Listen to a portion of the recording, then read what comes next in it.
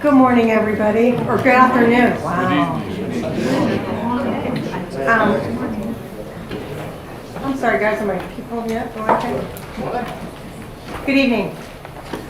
We're going to do a call to order. It is 6 p.m. I'm going to start with roll call. Mr. Nava, Mr. Connexted is gone, Mr. Neely is here, I am here, Mr. Porter's here, Mr. Heatherly is here, and Mr. Freitas is here. So I want to note that Mr. Connexted is absent this evening. We're going to start with a quick statement, and then Mrs. Mahoney, you're going to get up and give your speech. I'm just going to give you a little rundown, and then any comments from the group, we'll take those until we get for about 20 minutes, and then we will head out into our closed session. So just so everyone knows where we're going and what's happening. We're going to start with a brief statement. This item is before the Board of Education as a public item this evening at the specific request of employee Emily Mahoney. Ms. Mahoney was recommended for termination for insubordination. As administrative law judge from the California Office of Administrative Hearings heard this matter during an evidentiary hearing held on January 27, 2022. The judge has recommended that Ms. Mahoney be terminated. Ms. Mahoney has requested this matter be addressed in public and would like to address the board regarding this matter. Ms. Mahoney, are you here? Yes. Great, come on up.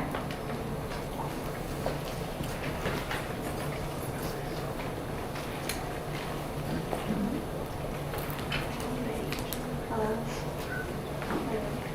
Oh, let's see. Let's see if we can. Hello. Oh, that's Okay. better. Thank you. Good evening. I would first like to address the extreme miscommunication regarding my case that has been progressively getting worse as time goes on. The choice of words chosen in the notice that was emailed and mailed to me was very confusing and did not even specify that my response to make this all public meant that I addressed the entire board. I had to actively call Mr. Mike McKilligan and Mrs. McFarland to get accurate information about how tonight is supposed to go. I will now read a famous quote by Dr. Martin Luther King Jr. Our lives begin to end the day we become silent about things that matter. I know that I personally have been called to speak up for what matters. I have been called to be the voice for the individuals who are in this school district, including educators, students, and other district staff. I will not be silenced by anybody. I will continue to be obedient to Jesus, even if that means disobeying man. I will continue to be bold and refer everything back to Scripture. Luke 10:19 says, "Look, I have given you authority over all the power of the enemy, and you can walk among snakes and scorpions and crush them. Nothing will injure you." This verse proves my authority in Jesus. Isaiah 54:17 says, "No weapon formed against you shall prosper, and every tongue which rises against you in judgment you shall condemn. This is the heritage of the servants of the Lord, and their righteousness is from me, says the Lord." This verse proves that the Lord is my protection even when people are against me. As I've mentioned before, I am a woman of God, and I am a woman of conviction. I take Jesus with me wherever I go because I have the Holy Spirit living inside of me. I do not leave Jesus at home while I go about my day, at work, or grocery shop, or even to put gas in my car. The Word says that I was made in the image of God, and because of this, I will not cover my face. I've always had a passion working with children, particularly those with special needs. I've helped teach children how to speak, show emotions, read, and so on for over 10 years. I come from a family of 13, and I have been around children my entire life. I have siblings who have been adopted from Ukraine and Bulgaria, and 4 of my siblings have special needs. I even used to help my mom with homeschooling 4 of my siblings, so I've seen with my own eyes just how important educators are. Educators have a lot of responsibility and know that each child's parent is truly counting on them. Parents give educators their trust and have faith in them. Some children even spend more hours of the week with their teachers rather than with their own parents. Educators are expected to teach, to love, and to care for students, along with many other things. Since I was first hired with this district in 2019 as a para-educator for the severely handicapped, I was always an employee who has remained in good standing. However, now, according to this school district, that streak ended when I made a personal medical decision to not cover my face while educating preschoolers who have special needs. I was reprimanded, pulled out of class to go to the principal's office. I attended meetings with personnel staff. All of these unnecessary events happened within a month because of a personal medical decision that I made, which is truly what all of this comes down to. There are many things that preschool-age children who have special needs learn, but one of the main things that they learn is language. Some of our brightest students who were so close to moving on to kindergarten this past school year were being held back because they simply were not able to pronounce words correctly. Well, when my mouth is covered by a mask and I'm trying to teach a child how to speak, it is very rare that they succeed in pronouncing that word correctly. There are many studies, I'm sure, that would prove how low speech test scores are dropping because of their teachers covering their mouths, which keeps students from learning one of the most important skills that you could possibly learn. But yes, let's keep wearing a mask that we're being told protects us from a deadly virus that has a 99.9% survival rate, which, by the way, those masks that are handed out to students by this district staff do not protect you against COVID-19 or any other virus. I encourage you to read the mask box for yourself. And yes, of course, I was also offered a piece of plastic to replace a face mask. The piece of plastic that constantly falls off while trying to handle a child's behavior. For example, a child who's throwing a tantrum during carpet time because he has special needs and is frustrated by all of this ridiculous PPE, personal protective equipment. The piece of plastic that is the most distracting thing for a child who is learning how to speak, how to show emotions, and many other skills that masks and shields keep me from teaching my students. These children need to see with their eyes my lips moving as I form words. I had a student in my class who was hardly able to even say his own name because my coworkers and I were being told to cover our mouths. How am I supposed to help a child learn how to speak if my own mouth is covered? I just kind of want you to think about that. If my job is to literally teach children how to speak, then why is Lodi Unified keeping me from performing my job to my fullest ability? I can tell you why. You are all choosing to follow recommendations and not the law. You're choosing to follow these recommendations because they're coming from the California Department of Public Health. Many of us are very aware of the funding the school district receives while implementing unconstitutional mask mandates. Because of the many questionable decisions made by those who work for the CDC, CDPH, and school districts over the last almost 2 years now, it is time that those in power are held accountable for their actions and words. As I mentioned in my past speeches made during previous school board meetings, your actions or lack of actions are still being documented. I see that most of the references to this case are due to my insubordination. If wearing a mask was truly the issue, you would be able to cite that I was a health threat by not wearing a mask, and you would feel the need to remove me immediately. It's much easier for the district to falsely classify my termination due to insubordination while also continuing to remove union dues that I left in September. I would also like to add that this binder holds my personal medical information regarding my vaccination status, which has absolutely nothing to do with the reason that I am being recommended for termination. This binder was obviously carelessly put together and made available on display on that back table in the back of this room. I'm not going to take this home, don't worry. For anyone to just open and read. Do you realize that this goes against HIPAA's privacy rules? I really don't understand why you're doing this.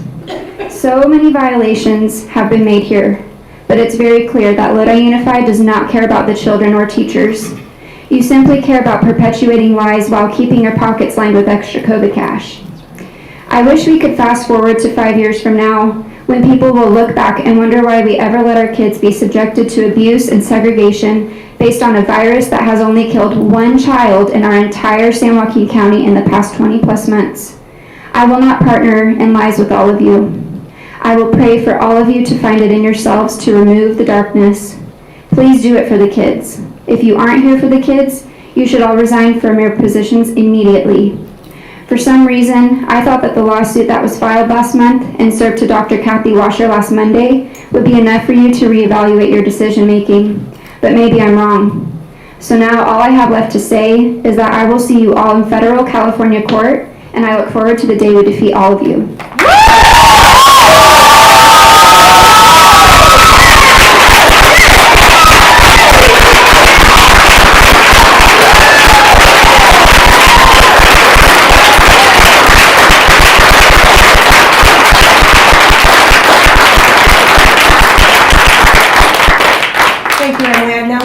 it to public comments. We have a 20-minute time period set. If anyone has comments, we will abide by the 3-minute public comment rule. If you can line up, or yep, you can come on up, and please state your name, your full name, so that they can put it in our minutes. Thank you. My name is Deanne Barth.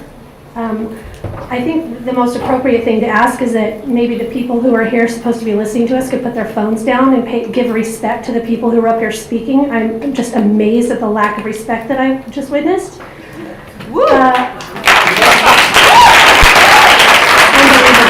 young woman's life is in your hands.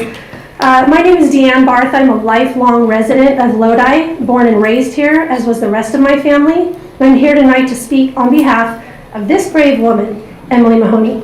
For nearly 2 years, we have been telling you that masks are harming our kids, and you have refused to release them from that harm. You have stayed silent while hiding behind your own useless masks and mandates. Tonight, I see that many of you are exercising, finally, your right to not wear a mask. But I don't hear you speaking up to offer that to our children and our staff members. There's literally no science to defend the continued use of masks in school or anywhere else. Even the people who have been lying to the public for 2 years have stopped pretending that masks are anything more than theater. They are a way to signal your virtue. Making healthy people wear masks is not virtuous.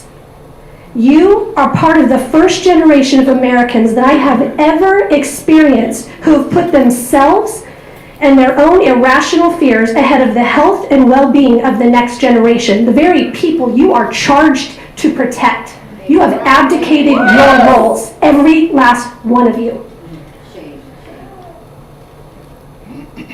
And these children and these teachers have suffered because of your continued cowardice. Emily Mahoney showed the courage that you have lacked. She recognized the harm that masking our students and teachers continues to cause. She took action. She deserves to be protected, not fired. After 2 years of doing nothing, you have the opportunity to finally do the right thing. And if you don't, we will make sure that every one of you loses your next election. Stop being sheep. Stop being afraid. And if you won't, then move over and make room for the lions, because we'll get it done.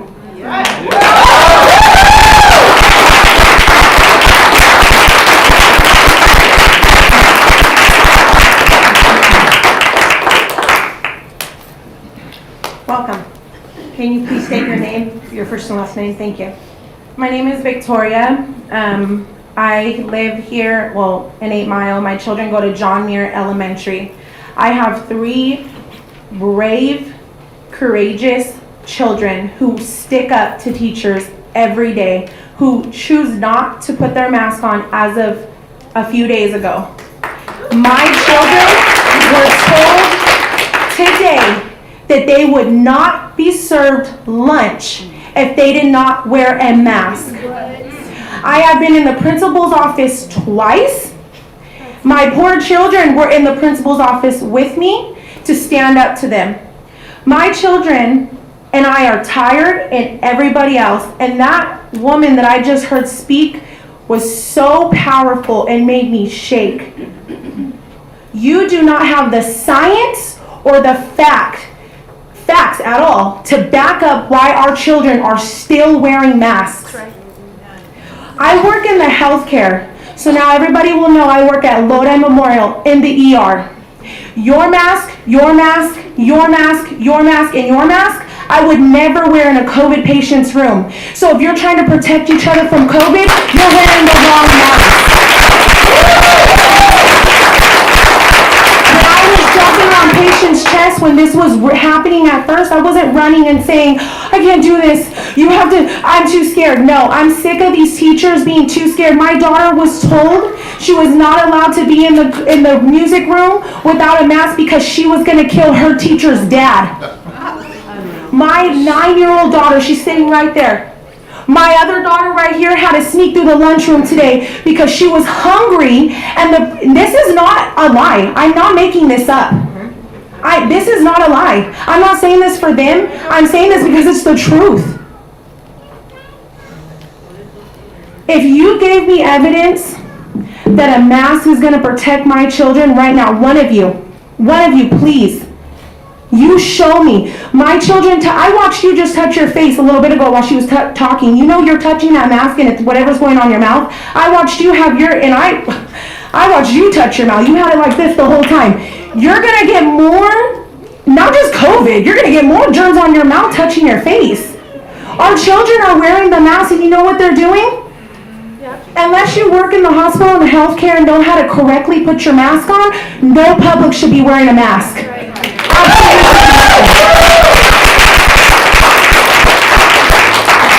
Now, mind you, really quick before I just end this,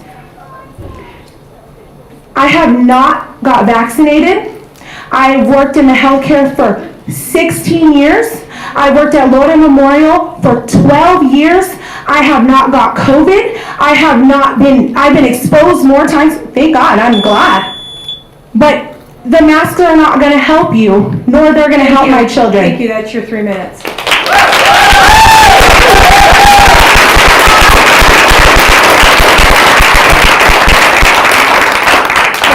I want to quickly remind everyone that we're here for public comment directly related to Mrs. Mahoney's case, and there is a 20-minute open time period in our meeting at 7 o'clock that you can make comments. So I just want to make sure that we're directing our comments. I don't want to shut anybody down from speaking, but I want to be real clear that this time frame is allotted to make comments regarding directly to Ms. Mahoney's case. Thank you. Go ahead. I'm Ashley Herzik. I work for the district. I'm a speech and language pathologist. I have a lot of follow-up from what Emily said. First and foremost, we should have the right to choose the vaccine, the masks. Parents should have the right to choose in order to access free and appropriate public education.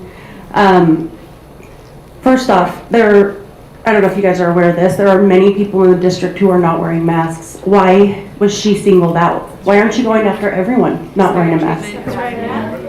I mean, I don't wear a mask anymore. So it's kind of ironic that the district's picking and choosing. Speech and language norms is something else she brought up. We are seeing an influx of phonological processes, like I said at the last board meeting. It's horrible. California, their CDC just lowered the age of acquisition for words to 30 words instead of 50. So we are now masking our children, making them developmentally delayed in the area of language, and expecting them to catch up somehow. I just think it's horrible. Masks are not helping anyone.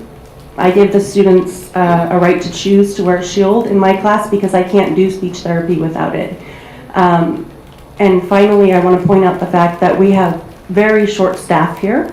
I think that letting such a great person who has life experience to support our children, who was raised with children with special needs, who had a job that most people would not want to have, and who was great at it and enjoyed it, and why are we letting her go? That's right. You know, maybe we need to reconsider what our priorities are. That's right. I believe children should come first. Right now, who's in there? A sub? Short-term sub? Is there even anyone in there? Are they just throwing them in other classes like they do in other parts of the district? So I just really want you guys to think about the fact that she is a very crucial part of our children's education, and I do not believe that she should be terminated. I think it's horrible. So thank you. Thank you.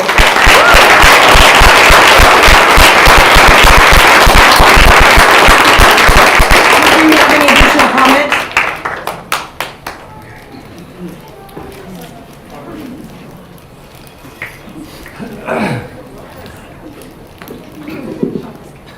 So, I'm not going to boast about myself, but back in August, I think, of this year, I warned you guys about terminating staff, about not complying. So here we are. I do want to say thank you, Dr. Washer. Thank you for dragging Emily through the mud on this. Because of this, she has become tougher and stronger, and somebody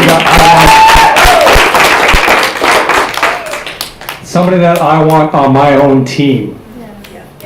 You guys are getting rid of people who are tough, strong, like I just mentioned, who Emily is, and you're continuing to have weak-minded people in your employment so that they can follow along with these illogical mandates. So again, I want to say thank you for dragging Emily through this, because she's coming out on the other side stronger. And the people standing behind her are doing the same exact thing. So you have woken us up, and you're making us better people because of this. Thank you. Before you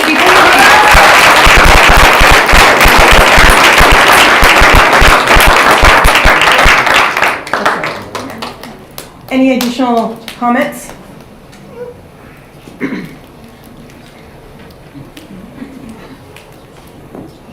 Hi everyone, I'm Kaylee Mahoney. You might recognize the last name. I have sat through all of Emily's meetings that she's had with the district to assist her because she was not represented by a union rep. Despite them taking out union dues, she was not given the opportunity to do so. So she had to have her own sister come and help her with a lot of the stuff because, as you would assume, it's very overwhelming to be terminated in this way. I'm here today to ask all of you to go home and look up the definition between a law and a guideline, because your own lawyer, Ethan Rattan, doesn't know that. So I really highly recommend all of you to go through and look up what a law and a mandate is. And I want to say publicly before all of you as well, what you are doing right now is you are choosing to listen to the teachers' unions and not listen to the actual teachers who care about their jobs. You're listening to the most powerful union in the state of California that has the largest amount of lobbying power behind Big Pharma over a teacher who makes barely over minimum wage. You know what that tells me? You're going to keep following the money. And you're also going to see a lot of people exiting this school district, and you're going to lose a lot of money. Because like what Scott said, we're building another system. And unfortunately, the kids who are going to suffer the most are the ones that need the most help. So parents who are here and you still have your kids in the district, leave now. If you are a teacher and you are in the union, leave now. There are plenty of other unions that would be happy to pick you up. Leave the California Teachers Union. It is corrupt. It is disgusting. The bargaining chips that they're putting over our kids' heads, it is disgusting. My son wanted to say a few words as well.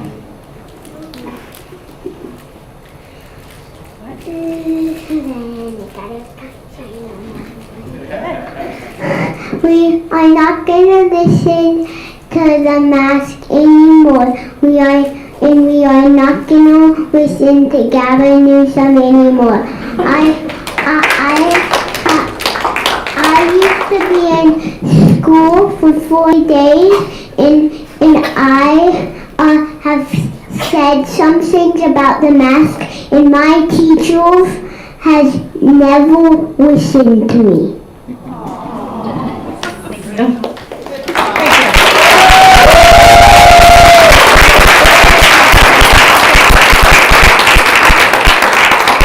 Any more comments?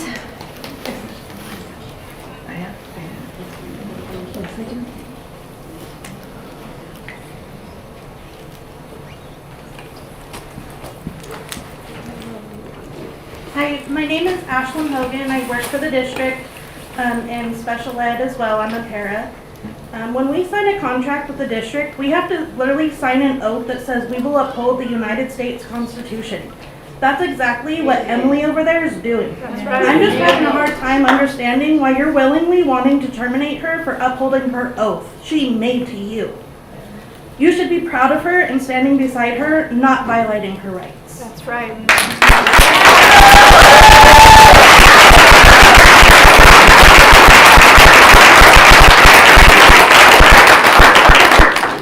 Okay, before you start, I just want to let us know we're at 18 minutes, so this will be our last speaker. So can you please state your first and last name? Good evening. I'm sure you all remember me. You know my name, so I'm not going to state it again. I'm asking, I'm sorry, I can handle it, guys. We have to have it for our record. I don't Thank you. think that's true. Well, I can tell you it is true, and we would appreciate if you could state your name and your last name. Yeah. It's not necessary. All I want to say is I stopped coming to these meetings because as I started this at the very beginning, knowing that the masks were the first thing that you guys were going to force on people, and then it was going to be the vaccine, and then it was going to go on from there, from losing jobs to kids not being able to attend school. And I stated this at the very, very beginning. I believe it was May of 2020.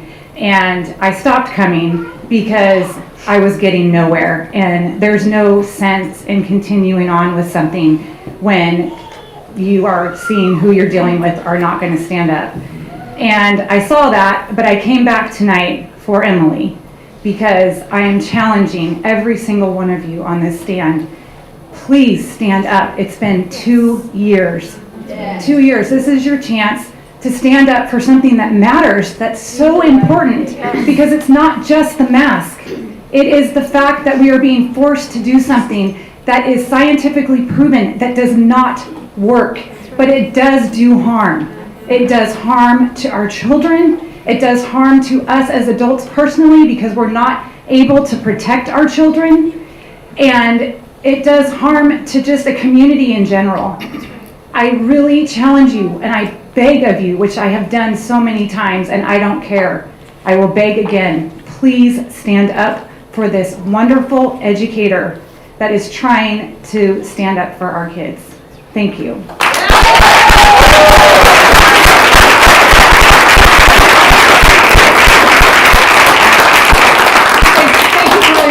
Board members, do you have any comments? Having seen that, we are going to close this portion of our meeting and we will be moving on and adjourn to closed session. Are there any comments for closed session in relation to closed session items? Save the teacher. Okay. Having said that,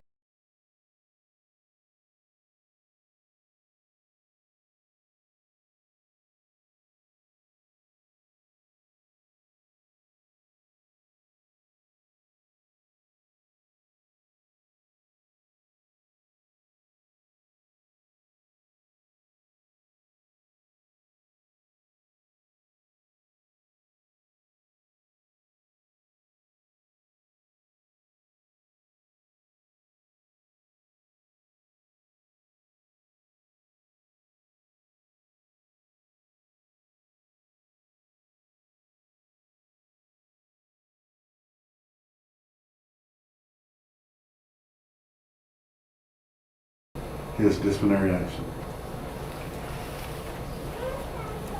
Yo lo interpreto poquito, ¿ok? Hola, mi nombre es Maricruz Díaz. My name is Maricruz Ria. Soy mamá de Carlos Vázquez. I'm the mother of Carlos Vázquez. Mi motivo por el que estoy aquí es porque siento que están siendo injustos con mi hijo. The reason I'm here is I think that you're having an injustice with my son. Porque él fue víctima de bullying en la escuela. He was a victim of bullying at school. En la escuela de Middle School. ¿Cómo se llama tu escuela? Millswood Middle School. Y él fue amenazado por otros niños. He was actually assaulted by other children. Para que hiciera amenazas terroristas. So he could make acts of terrorism. Y estoy aquí porque quiero que se haga justicia contra mi hijo, porque me parece que lo que están haciendo es injusto. I am here so you can give justice to my son, and what you are doing is that it's an injustice for my son to be expelled. Porque yo soy mamá que me dedico a mis hijos, al trabajo y a darles lo poco a mis hijos, y mis hijos no les he enseñado malos modales en mi casa ni fuera de mi casa. Mi hijo va a la escuela a aprender.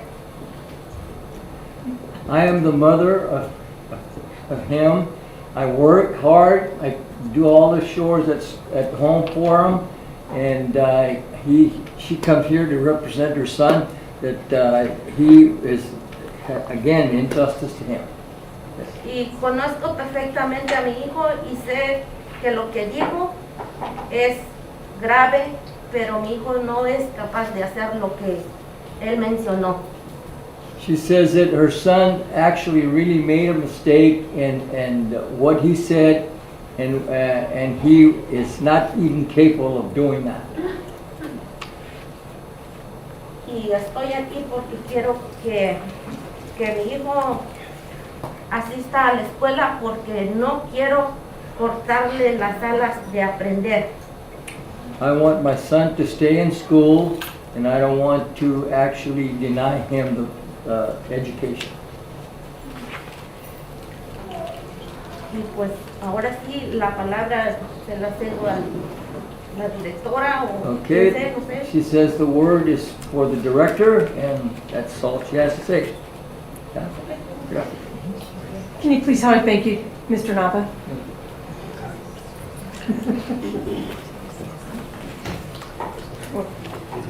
Did he want to say something or is that Carlos, you want to say anything? No. okay?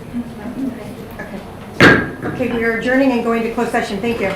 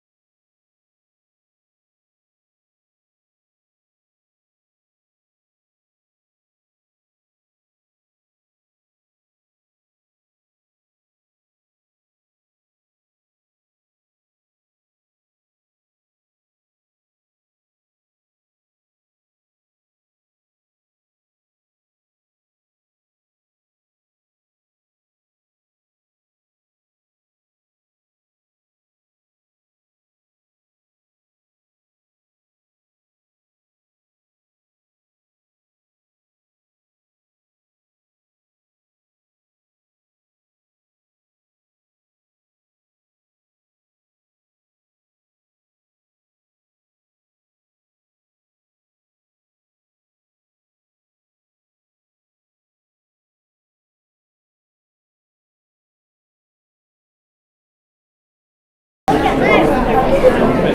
you and welcome back to our open session. See, we have a standing full house. Does everyone have a seat?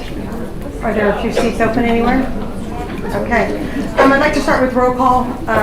We're reconvening it. Sorry for the, apologize for the lateness, but we had a lot to get done. It's about 7:12.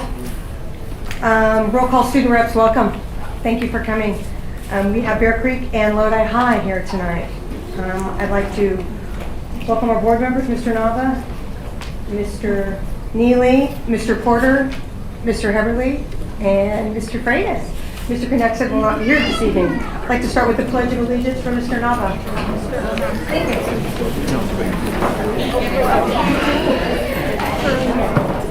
you.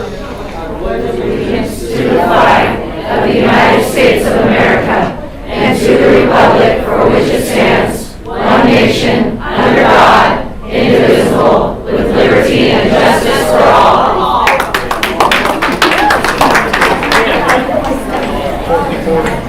Thank you, Mr. Nava.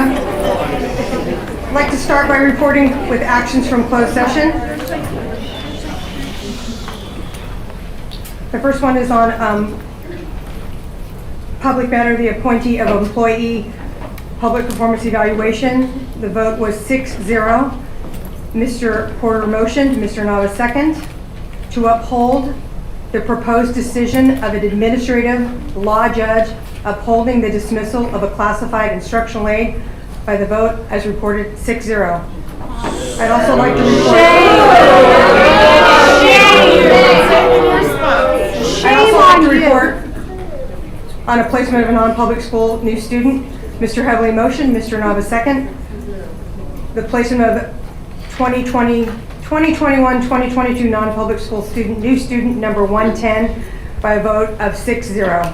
I'd like to also note on both of those votes that Mr. Connexon would be mentioned as absent. I'd like to have a moment of silence right now. Justice. Death of justice. Their spirits are dead. Come see me after the meeting, I'll hire you, lady. We would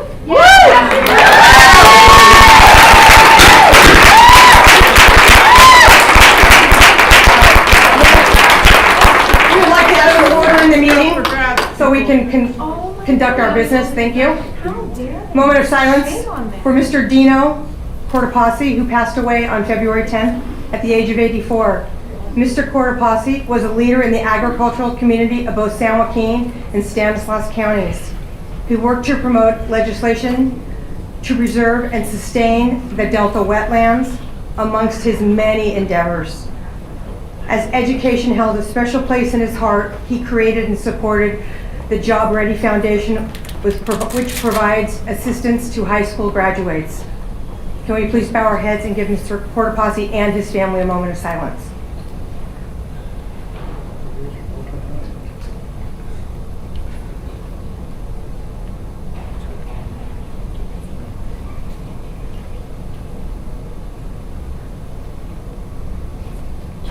Thank you. I'd like to move on to a little bit happier news. We'd like to spotlight, I'm going to try my darndest to say his name correctly, Mr. Kurt Klosnick. Am I saying that right? Am I close? Close. Thank you. Close. He's the coach for the girls volleyball team and softball team at Bear Creek High School. He is recognized for receiving the Model Coach Award from California Interscholastic Federation, CIF, Sac Joaquin Section. Mr. McGregor, welcome. Thank you, President McFarland, members of the board, Dr. Washer. Thank you for providing the opportunity this evening to recognize Kirk. I had the distinct pleasure of getting to know Kirk over 30 years ago as he served as my student teacher from UOP when I was working in another district. I've always believed that the most successful teachers and coaches are able to be specific and clear with their instruction while also building a positive connection with his or her students. And Kirk has been able to do that in the classroom as an adaptive physical education teacher and as a girls volleyball coach and softball coach at Bear Creek High School. The Sac Joaquin section recently honored 6 model coaches, and Kirk was one of those 6.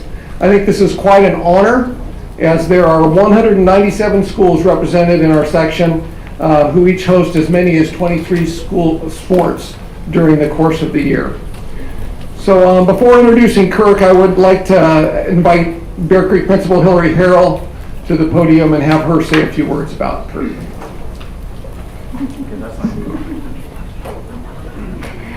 Good evening, all. President McFarland and the board and Dr. Washer, this gives me such joy to be able to share a little bit about my coach, Kirk Klesnick. I believe he was one of the first people I met at Bear Creek. He made sure to introduce himself to me within the first couple days that I was there, and I have met few people who have the heart and the dedication to our young people. I cannot overstate how challenging it is just to be a coach, but to coach two very demanding sports, both volleyball and softball. Coach has done so, Coach Kirk has done so with grace. He has brought our teams to playoffs pretty much every season that I've been here at Bear Creek. And the best thing about Kirk is he leads with his heart. His players know that he genuinely cares about them, and he is just the best guy that you could ever want to have on a campus. So thank you for everything you do, Kirk, to serve our students and our community. We are grateful and touched by the work you do every single day.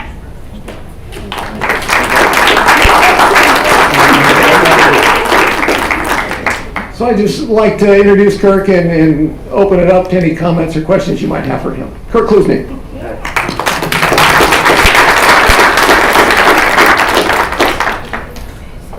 Okay, great, bye. No. Right, I just want to thank you everybody for Scotty for doing this. He taught me everything I didn't need to know because he was a water polo coach. So, no, he was a great mentor, and Hillary, thanks for keeping me on at Bear Creek, even with all the parent complaints. No. All right, thank you everybody, and have a great meeting, everybody. Thank you. Well, come back. Don't go anywhere just yet. I'm sure there's a few board members that would like to have comments. Oh, Mr. Nava. Yes, Kirk, congratulations.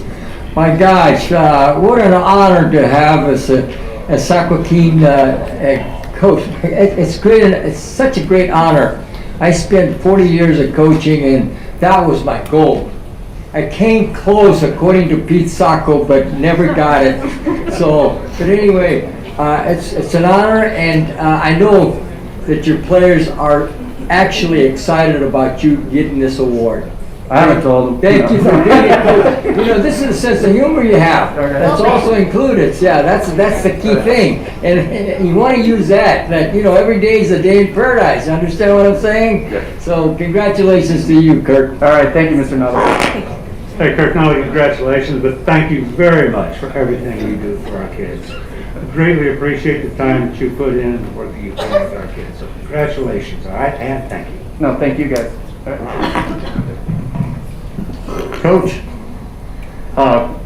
congratulations. Anytime we can say that we gave the best to our students, like you provided at Bear Creek, our students there, that means quite a bit. And to say that you out-coached Coach Nava, that's quite an accomplishment also. So congratulations and very well done. All right, thank you. Thank you. Mr. Porter. Oh, sorry. It's okay. Thank you for all your time that you put in for our students here at LUSD. One of the things that's obvious by receiving this award is you have passion for coaching and educating. I always think of coaches as educators, and you obviously have that ability. And this award, puts a stamp on that, and it's a nice award to receive. Unfortunately, Mr. Nava, I have got this award. So, you deserve that too, Courtney. Yeah, I know. But Kirk, I'm glad I'm in such good company. Oh, thank you. I have, this is awesome for you. And it's something you're always going to remember. That's awesome. Yeah. Thank you, guys. Anyone else? I would just like to say thank you for all you do for our students. Being a coach sometimes is a thankless job. I know I've done it. Probably people in the audience, I know many of our board members have coached. And every year you end saying, thank goodness we're getting a break. And then about a week after the season, you're probably thinking about the next season. So I know it's a passion and it's got to be a love in your soul. So I appreciate that you give that kind of compassion back to our students because they need that. And so I appreciate that personally. Well, thank you very much, guys. Thank you. Congratulations. Thank you.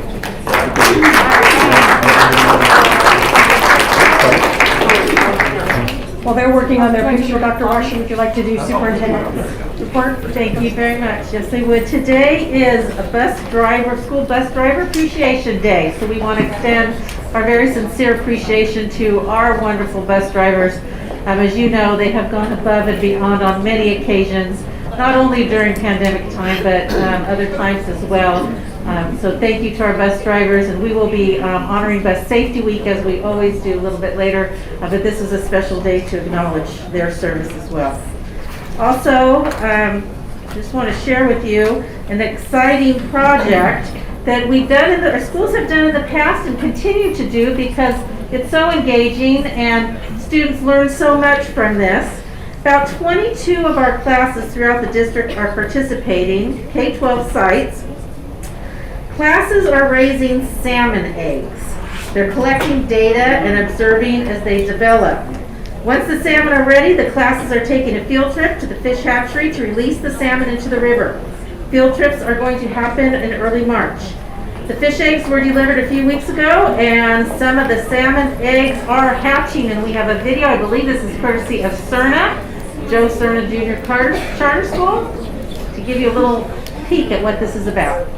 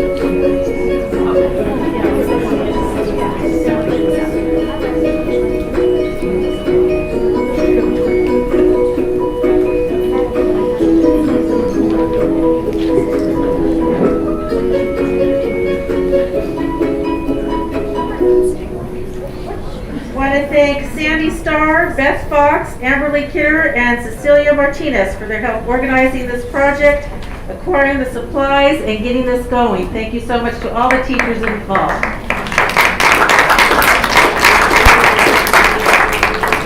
Then as a reminder, Friday, February 25th at 3:00 p.m. is the Lodi High School Measure U ribbon cutting event. We know that our students and staff and community members are enjoying that new piece, a section of Lodi High School, and we are going to officially recognize it on February 25th. Hope you can all make it. Thank you. Thank you, Dr. Washer. Student reps, how are you? President McFarland? Yes. I don't think Dr. Washer's superintendent's report is complete. I think she's forgot something also. It's never. I thought there was a district event on Saturday night. I forgot. I'm sorry. Yes, Got Kids Crab Feed is this Saturday. Thank you, Mr. Freitas, for reminding me. It is almost sold out. So if you want tickets, hurry. We are almost at capacity. This is, I know there are a lot of crab feeds out there, and I know there are a lot that benefit the school district, but this is a fantastic crab feed. Hot crab, cooked on site, served hot, lots of fun. Hope you can all make it. Thank you, Dr. Washer. Student reps, how are we? Welcome Grace from Bear Creek and Brittany from Lodi High School. I'm going to just ask the audience to keep the chatter to a minimum while the student reps do their reports. I appreciate that we have a house full and it's wonderful to see all of you here, but we are also trying to conduct a meeting, so I appreciate it. Girls, who wants to go first? Yes, I'll go. Right on. Ready? President McFarland, members of the board, Dr. Washer. I'll start with the school activities and the program from Lodi High. So our basketball team, they partner up with Go for the Goal, and they have raised over $12,000 to benefit families who have children undergoing cancer at UC Davis. And this was in honor of AJ Moreno, a little brother of one of our basketball players.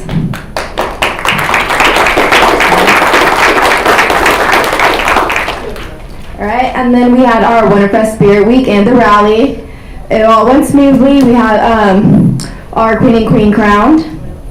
And we had the Lodi Night welcoming class of 2026 in the new courtyard in the new campus. So we had president's students come on in and just see what type of sports, clubs, and activities are going on for their incoming freshmen. And now with sports, winter sports have finished up. And the boys soccer, they won a playoff game for the first time in over 8 years. And upcoming activities, as Dr. Washer mentioned before, we're having the ribbon cutting for the new campus this Friday the 25th. And we are starting to plan the year activities for next year. That's all I have for today. Thank you. Great, thank you. Any questions from the board? Okay, moving on. Thank you, President McFarland, Dr. Washer, members of the board. Next week, we have our International Rally at Bear Creek and our International Carnival.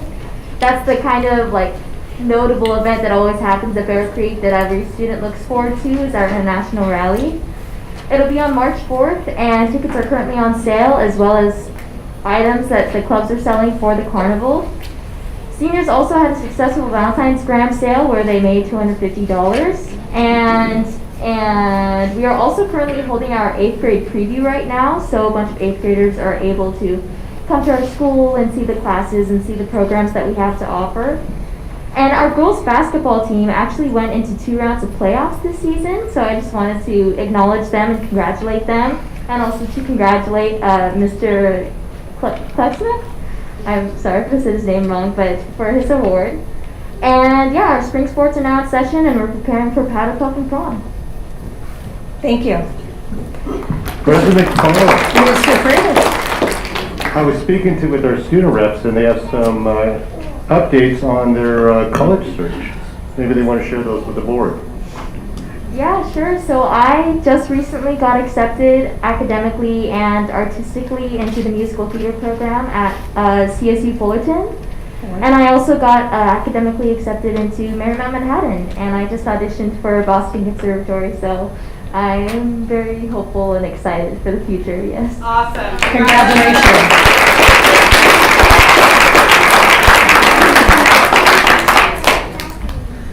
As for me, I've heard back from Sacramento State. I got accepted for major in international business, so that's exciting, but I'm still waiting on a few more, so we'll see how that goes. Congratulations. Thank you, students. That's great news, and please keep us posted. So. I was going to say, it's probably very exciting times and nerve-wracking. Remember, wait till the last acceptance comes in before you make a decision. Congratulations, girls.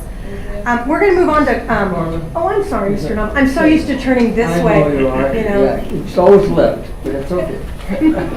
Grace, I don't know if this, I'm sure this is public information, Dr. Washer, but I want to congratulate Bear Creek for their 6th year accreditation. Yes. It's public information. And gosh, what an honor for that. That means that something is happening at Bear Creek, and that's so nice. I've been involved in these accreditations for many years, and I know it's a tedious job and it's a hard work to get this where you got it. Congratulations to Bear Creek High. Thank you so much. Yes. Thank you, Mr. Nava. We're going to move on to public comments. I'm sure many people in the audience have comments. We have 10 people that wish to speak tonight. Again, we have a 20-minute time period set. We have 3 minutes per speaker, and we'll go until we run out of time. Public speaking time, the light will stay solid green for 1 to 2 minutes. At the 2 minutes, it will start flashing green. At 2.5 minutes, it will turn orange. At 3 minutes, it will beep, then turn red, and your time is up. A 20-minute time period. I can wait. They've all been here before, they've heard you 1,000 times. A 20-minute time period has been set aside for public to address the board on items not listed on the agenda. Each public speaker shall limit his or her comments to 3 minutes. The board cannot engage in dialogue about public comments because of restriction placed on us by the California Brown Act. So with that, I'm going to give you the first names, and if we can line up to the, well, facing me, the left of the podium so that we can use our time as wisely as possible. Ann Rogers would be the first one up, and then Tiffany, I believe it's Ivory, will be next up, and then Carly Glock will be up third. So please approach the podium and we can start. Pardon me?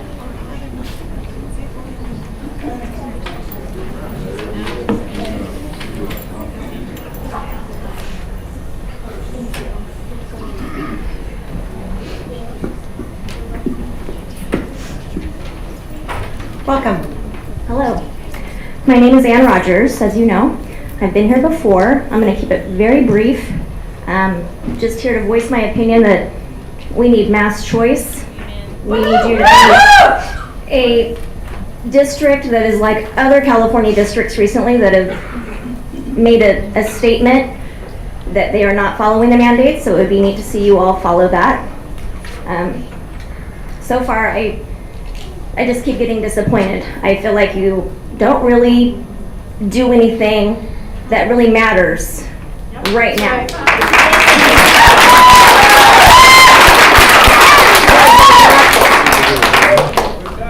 There's a lot of pleasantries and that's all nice, but we're all tired. That's right. Our children are tired. Our teachers are tired. Teachers are very tired. But I'm here again, and hello, and I'm going to end with a quote from Desmond Tutu. If you are neutral in situations of injustice, you have chosen the side of the oppressor. If an elephant has its foot on the tail of a mouse, and you say that you are neutral, the mouse will not appreciate your neutrality. That's right.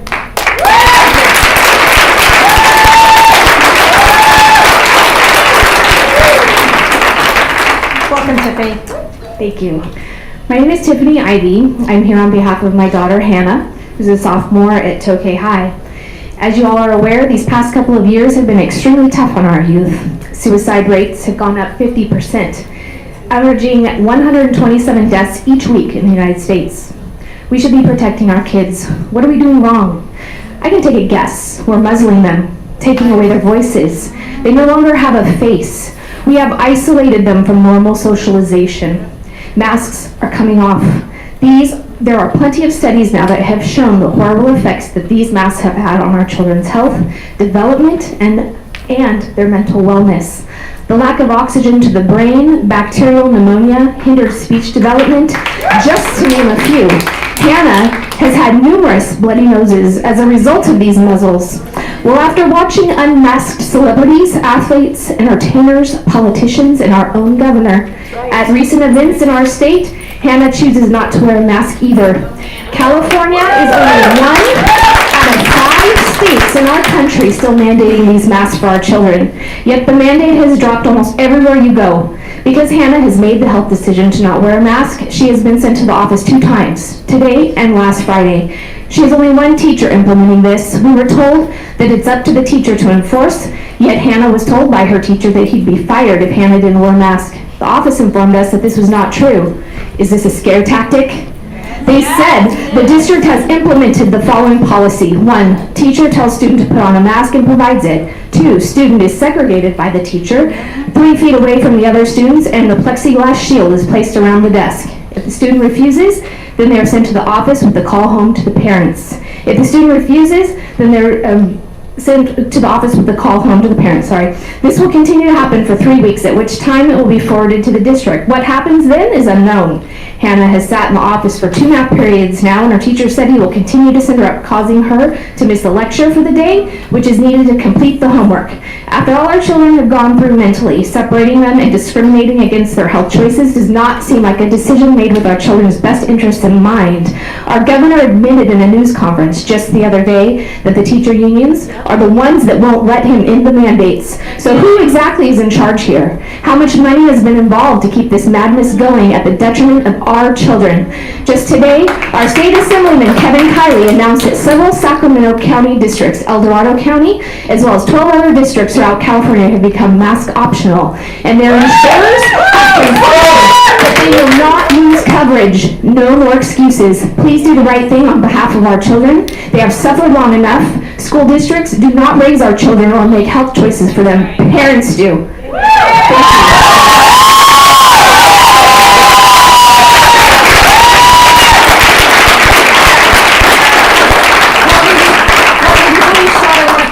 Three up, which would be Kevin Pitto, Allison Metler, and Liz Brom. Go ahead. Thank you. I'm Carly Glock. Good evening. You may remember that I spoke at the last board meeting on February 8th. My last words were to you, the parents are coming and we're not happy. Well, here we are. It wasn't until 2 weeks ago that I was made aware that my child has the right to unmask.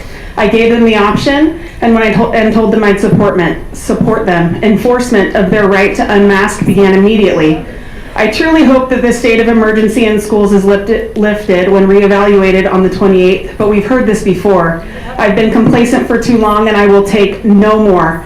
Tonight I represent the many children who want to unmask but are afraid. I also represent the many teachers and staff members of Lodi Unified School District who have been grossly misrepresented by you and their overreaching teachers union. The very people who are supposed to advocate and prioritize children have written them off as second-class citizens. The judge in the Let Them Breathe lawsuit last year ruled that he could not overturn the state of emergency, but he clarified that the state had offered no legal avenue for enforcing the mask mandate. It is unwise for LUSD to prioritize a mandate over their students' right to in-person education, freedom of speech, and freedom of expression. I provided a list for you of the many districts and schools that have accepted this reality, appealed to the state, and stopped enforcing the mask mandate, further indicating that this mandate is not law. The list of schools and district is growing daily. Kids don't have unions, kids have moms. When we come together, we are a powerful and unstoppable force driven by love. God gave us these precious children to be stewards of their physical, spiritual, and emotional well-being. We cannot do any of this if we don't protect their liberty. Our children's liberty is no longer yours for the taking. Our children are no longer available to be dollar bills for your political money machine. We will never allow this kind of mistreatment and abuse of power to happen in schools ever again. I received a letter from the principal stating that my children would soon receive a letter with an end date from the district for their last day at Vinewood Elementary and that we should select alternative education. One of these options is independent study, which again is another violation to California state law. You cannot force a child into independent study. Please stop driving good, loving, hardworking, and helpful families like mine and the Williams family from Reese Elementary School out of this district. We call on each of you to put yourselves on the right side of history and stop enforcing this ineffective mask mandate. Thank you.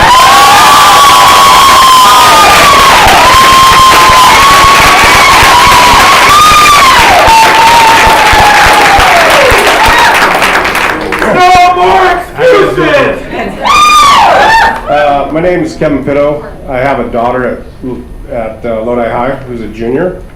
I think a lot of these parents here have middle school and younger, so they don't even know the travesty that's going on in the next level of education. I look at you board, I'm sure you're wonderful people, but you're out of touch. None of you have kids in schools. I want to know, how many of you guys, raise a hand, it's nothing bad, how many went to Lodi High or Tokay? How many of you went to these school districts here? Only one? But you sit on a board that's going to determine what our kids do? One of you guys went to Lodi High? The one gentleman that raised his hand, did you go to prom? I can't respond. I shouldn't raise my Okay. I'm pretty sure you probably went to prom, you went to pigskin, but here's where I'm going to go. I'll get back on topic, okay? This was not part of my speech, but I find it absurd that the school board meeting starts off with the Pledge of Allegiance, because in high school, that's not enforced. but yet you're the board for the whole school district, and you're gonna enforce Pledge of Allegiance here, but yet you don't enforce it in school? What a shame, okay? Next, secondly, you do a prayer for Dino Cortopassi. I know Dino, I'm a farmer, I'm a 3rd generation farmer in this town. He would absolutely have your heads on a platter if he knew what was going on in the schools today. And if any of you guys know Dino, you would know that. The rest of you guys are just sitting there throwing out a name that sounds good because he was a big community figure, okay? Next, I'm here today to let these younger people know how bad the upper education is, how bad the indoctrination of socialism and communism is at the school. You have a principal who's a little pencil neck, okay?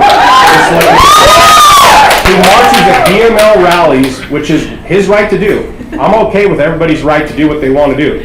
But then he wants to tell kids in student government they cannot do red, white, and blue Spirit Day because that's too political. Well, what?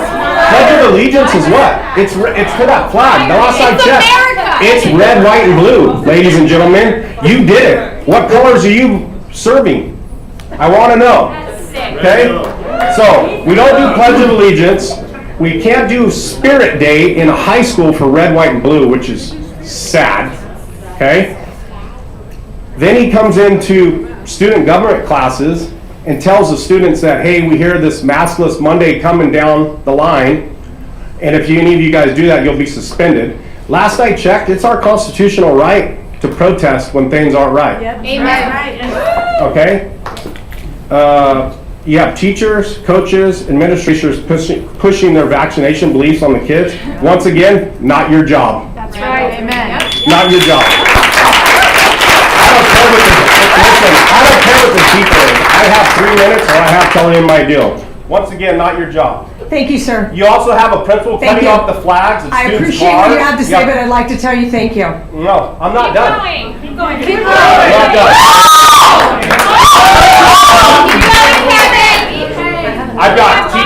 I've got teachers. I got videos of teachers sleeping in class. Videos sleeping in class, in a math class. We're not talking Photoshop. I've gone to emails, I've gone to principals, I've gone to VP.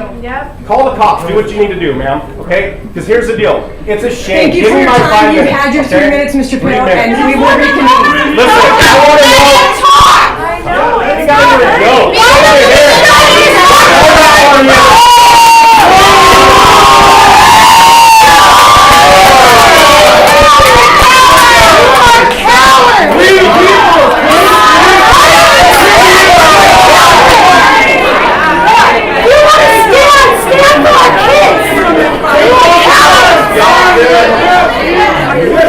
that one, absolute disgrace. You guys will go to hell for this. You got to use one for you guys know that. Disgraceful. What you're teaching these young girls. You haven't shown this much courage for 2 years, and now you're gonna stand up and walk out? I appreciate you sitting here. 3 minutes for my kids' livelihood? You guys can't teach fucking math? I got a teacher sleeping in class, and you can't even respond to any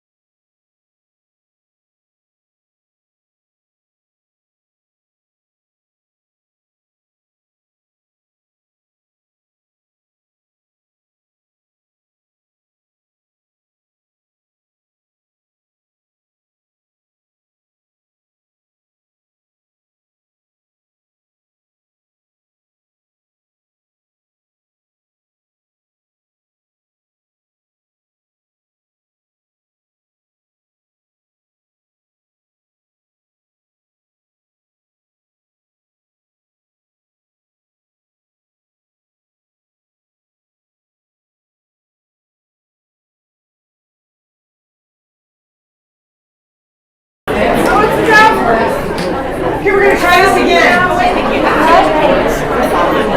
Oh, I'll have to look it up.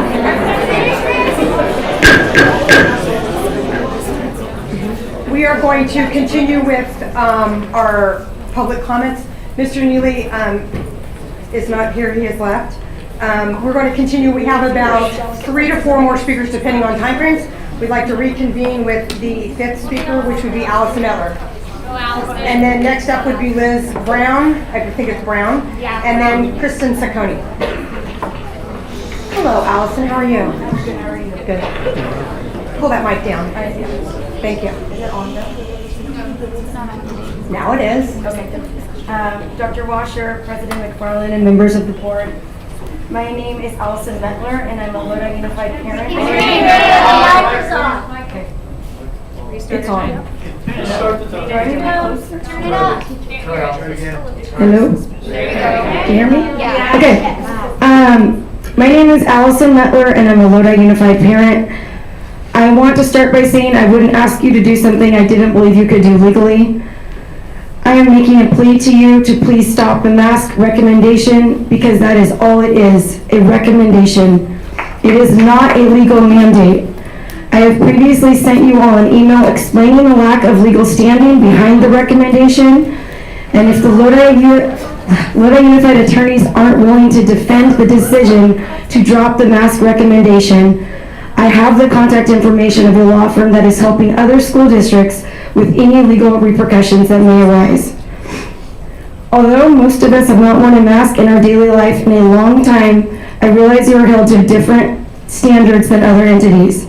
With the declaration of Roseville Joint Union High School District no longer requiring masks, combined with the lack of masks by our governor at the NFL playoff game, the lack of masks at the Super Bowl, and now several other school districts who have dropped the mask recommendation, I thought Lodi Unified would follow.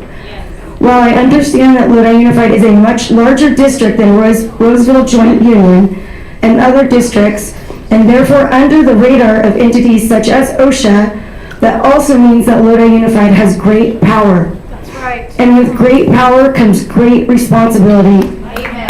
Great responsibility to all Lodi Unified students first. And once again, I will plead, do the right thing for them. I also want to make a plea to Leah to support you in doing that. I've listened to the comments by the teachers and the union, and I know there are many who agree the mask should come off. And since I understand that there's also an obligation to those teachers who are still in fear of the virus, let them wear masks if that's what they want to do. I would hope that the message coming from the Lodi Unified Board and our teachers union would be for what is best for the mental health of our students first. Do you know that suicide has risen to one of the leading causes of death for 3 to 9-year-olds? 3 to 9 years old. They are not a threat, they are not the enemy. Show the students of Lodi Unified that you do care about them and allow them to make their own choice regarding masks. This virus is not a child's disease, but the mental health issues stemming from wearing masks will be the true pandemic.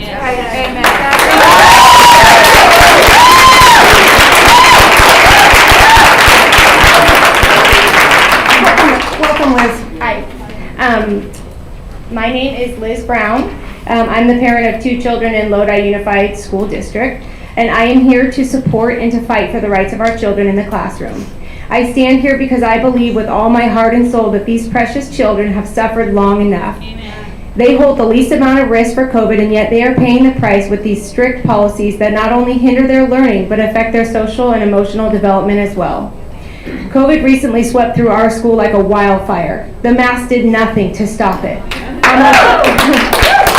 Almost every child that I know of at our school got it all around the same time. Whether they got it from home or they got it for school doesn't matter. What matters is that so many kids now have had the latest variants and they have antibody protection. There is no reason that a child with previous infection from COVID should be wearing a mask, as science has shown over and over again that antibodies work and natural immunity is effective.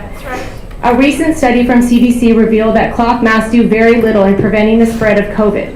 If that is the case, then and they are not offering protection, then why are children still wearing them? We are 2 years into this pandemic now, and at this point, everyone who wants to have the opportunity to get vaccinated, everyone who wants to has the opportunity to get vaccinated. If vaccines work, then why are you so afraid of children breathing air? That's right. I ask you, what are we doing here? Where does it end? Will they be allowed to remove their masks when all kids are vaccinated? Does that even make sense considering the low efficacy rate of the vaccines? Studies now show that most masks are ineffective, that the vaccine does not prevent you from catching or spreading COVID. So what is the end game? Make it make sense, please. Our children are not responsible for the fear of others. Our children do not hold the burden of your fear. It is not up to our children to cover their face for 6 hours a day so that someone else can feel safe. The children do not pose a risk, and yet they are forced to wear a mask for 6 hours every single weekday. That is 30 hours a week that their faces are covered. Their smiles are covered, their expressions are covered, and their emotions are covered.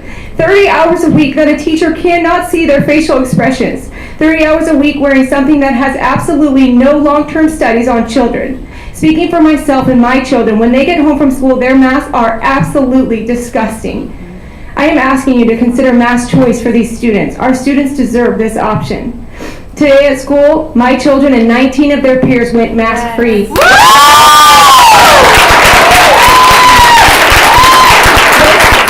This took immense bravery from them, but they did it. They came home shouting it was the greatest day ever, that they could actually breathe. They were given death shields, and the majority of the staff was extremely kind and respectful towards them. Our principal met us with grace and love and found a way to include our kids in the classroom. I urge other schools to find a way to include all students in an environment that makes everyone feel comfortable. Districts all over California are changing their mask policy to include mask choice. I'm almost done, I promise. It can be done. Other districts are paving the way for us to follow, and the time is now. I have heard you say at other board meetings before that you really do feel for us. If you feel for us, please fight for us. Thank you.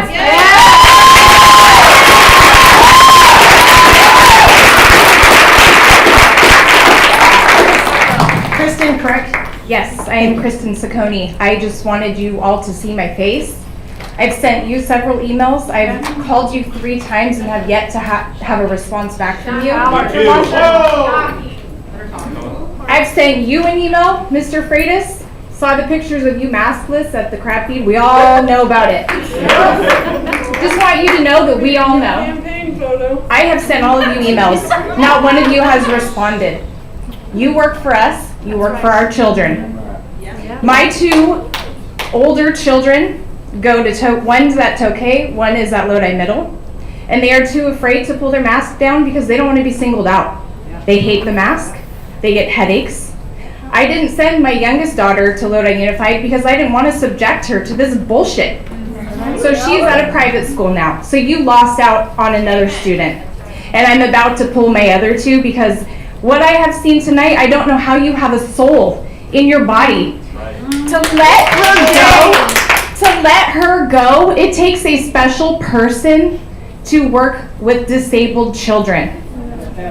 We need to hold on to these people who would do anything for our kids, and you let her go.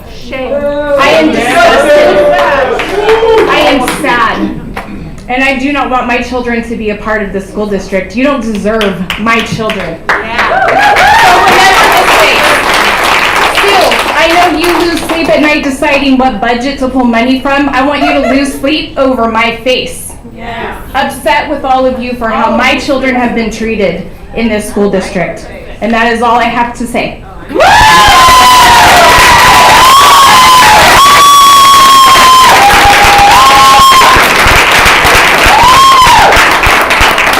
Okay, that is our 20-minute time frame for public comments. We're going to take a quick 5-minute recess, and we'll come back with consent agenda A. Make it 6.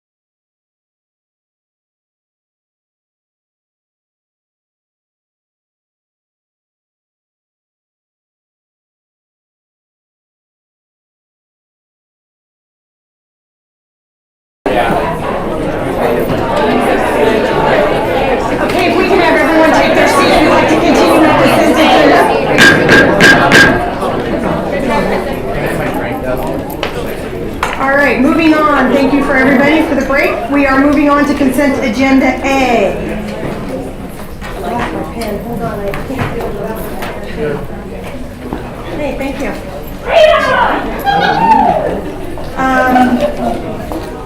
Board comments.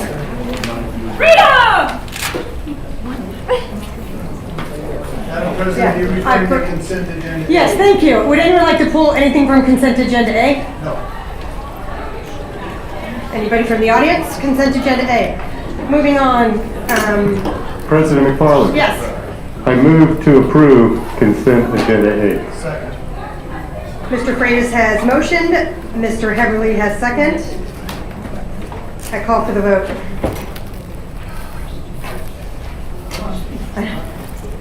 I have to think it.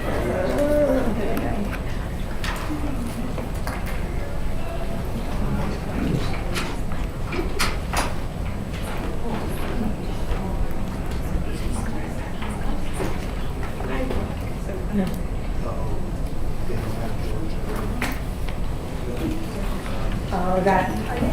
George's computer probably is locking the vote.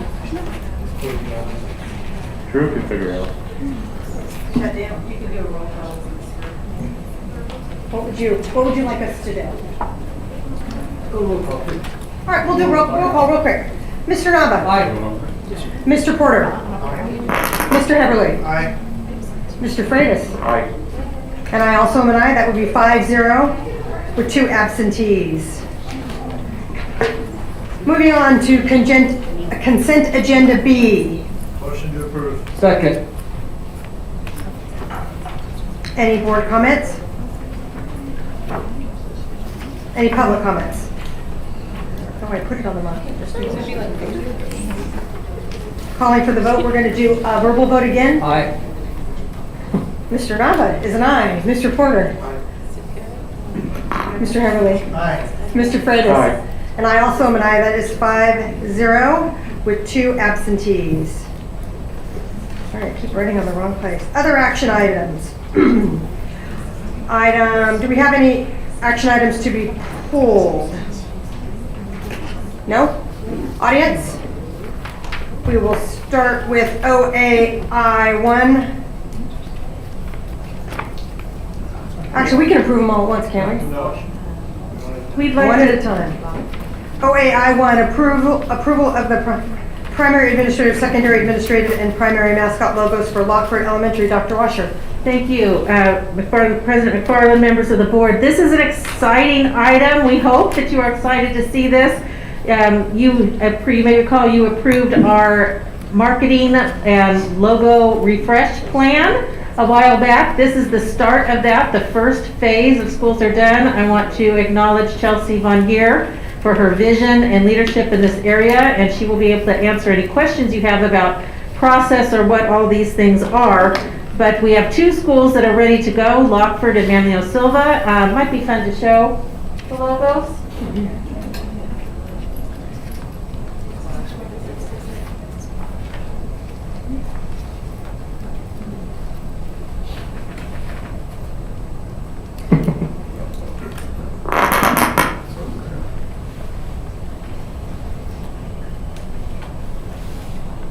Each school goes through a process that involves their school community in order to come up with the final product. I believe we also may have the designer in the audience as well, if you'd like to go ahead and stand up. Let's. I'll just wave. There you go.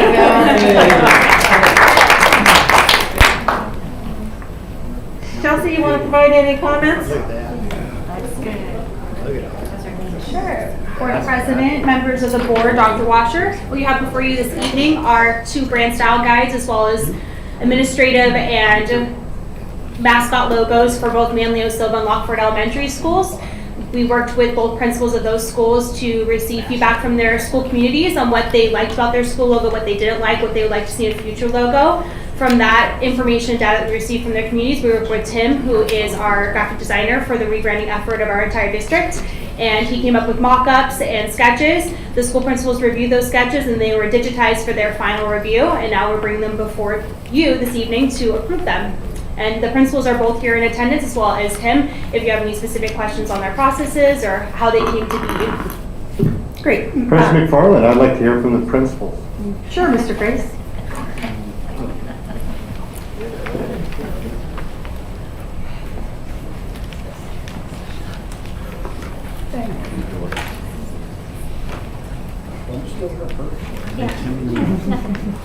Okay. Mamio's up there, I mean. Right? It's the best one. It has to be because his kids go to Mammo's. Overachievers. Right? If I could just say something as we look at this.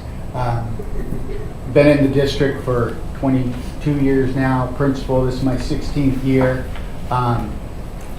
One of the big things to me becoming a principal was I want everything that comes out of my office to look professional, to look good, to look like it's important, and to show our families that we mean business and that the business of education is important to us.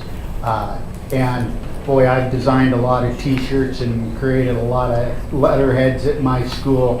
And I'm okay, but I'm not this. This is just beautiful, and I think for us to represent ourselves this well to our community, to the businesses around us, to our families, I just can't say how excited I am. Thank you. And I just want to talk a little bit about the process. Meeting with Tim initially, we walked the school grounds. We got out and even drove the community to see what kind of key elements we could pull from the community. We set out a survey and got feedback. We sat with our leadership team and looked at it. And up there just looks like a well put together logo. But as you look, there's certain things in there that really grab a hold of our community and who we are. And then I just want to echo everything that Tim said. It's nice to have something solid, something concrete, something that they can go to our school website and know exactly what the brand standard is for our school, what colors to use with the logo, so it stays consistent. Nobody's adding any stars or little other things here and there to change it up. It's consistent, and when somebody gets something in the mail from our school, they know it's coming from Lockford Elementary. So we're really excited. We appreciate the hard work that Tim and also Chelsea's done. She's been there every step of the way with us as well. So we really thankful for Chelsea and her leadership in that area as well. Thank you. Do you have any additional questions, Mr. Prince? I love them. This is fantastic. Congratulations to your schools. Congratulations to your families. I assume this is going to be approved 5-0. I'll make that motion. And Chelsea, when are we going to see this for the district? Very soon. Very, very soon. Well, could it be soon enough? Interesting enough, I do see on the Lockford one that the grapes survive. The grapes survive. Yeah. So. And you'll notice the rope comes around and grabs those grapes. Yeah. So we love it. That's very creative. That's fantastic. So congratulations, and I would move to approve action item OAI1. Thank you, Mr. Nava. Any other Yes, comments from the board? hey, congratulations, gentlemen. Great job. I mean, and Chelsea too, of course. You're the beginner of this, and they look awesome. My God, I like that gentleman that did all that kind of stuff, because this is, it just fits, this Lockford fits right there. Yeah. And Manalo Silva fits. I had some grandchildren go to Manalo Silva, and I mean, it all fits. It's very nice. Thank you. Any other comments? I'll jump in. I just want to say you were the first two out of the gate, so you had to go big or go home, right? That's right, and we appreciate that opportunity to really jump out there and go for it, so thank you. I will tell you, when I first looked at it, and thank you, Susan, for moving to the side so we get a clean shot. That was really nice of you. I mean, Neil's always looking to be right there. I know. The first thing I want to say about them is, when I was looking at my agenda last week, was, wow, there's no question what school we're talking about. Right. And I appreciate that. You're not digging for the name. Where are they? It's right there. And then the embellishments, which really speak to each of your campuses. So I was kind of excited. Wow, 2 down and lots to go. But these 2, for me personally, I thought were home runs. So I appreciate them. Mr. Heverly. I do want to offer one comment. I really like the way that the wording is block and clear, because sometimes you get so artsy-tartsy that it's all, swirly and whatever, and you're just kind of going, what is that?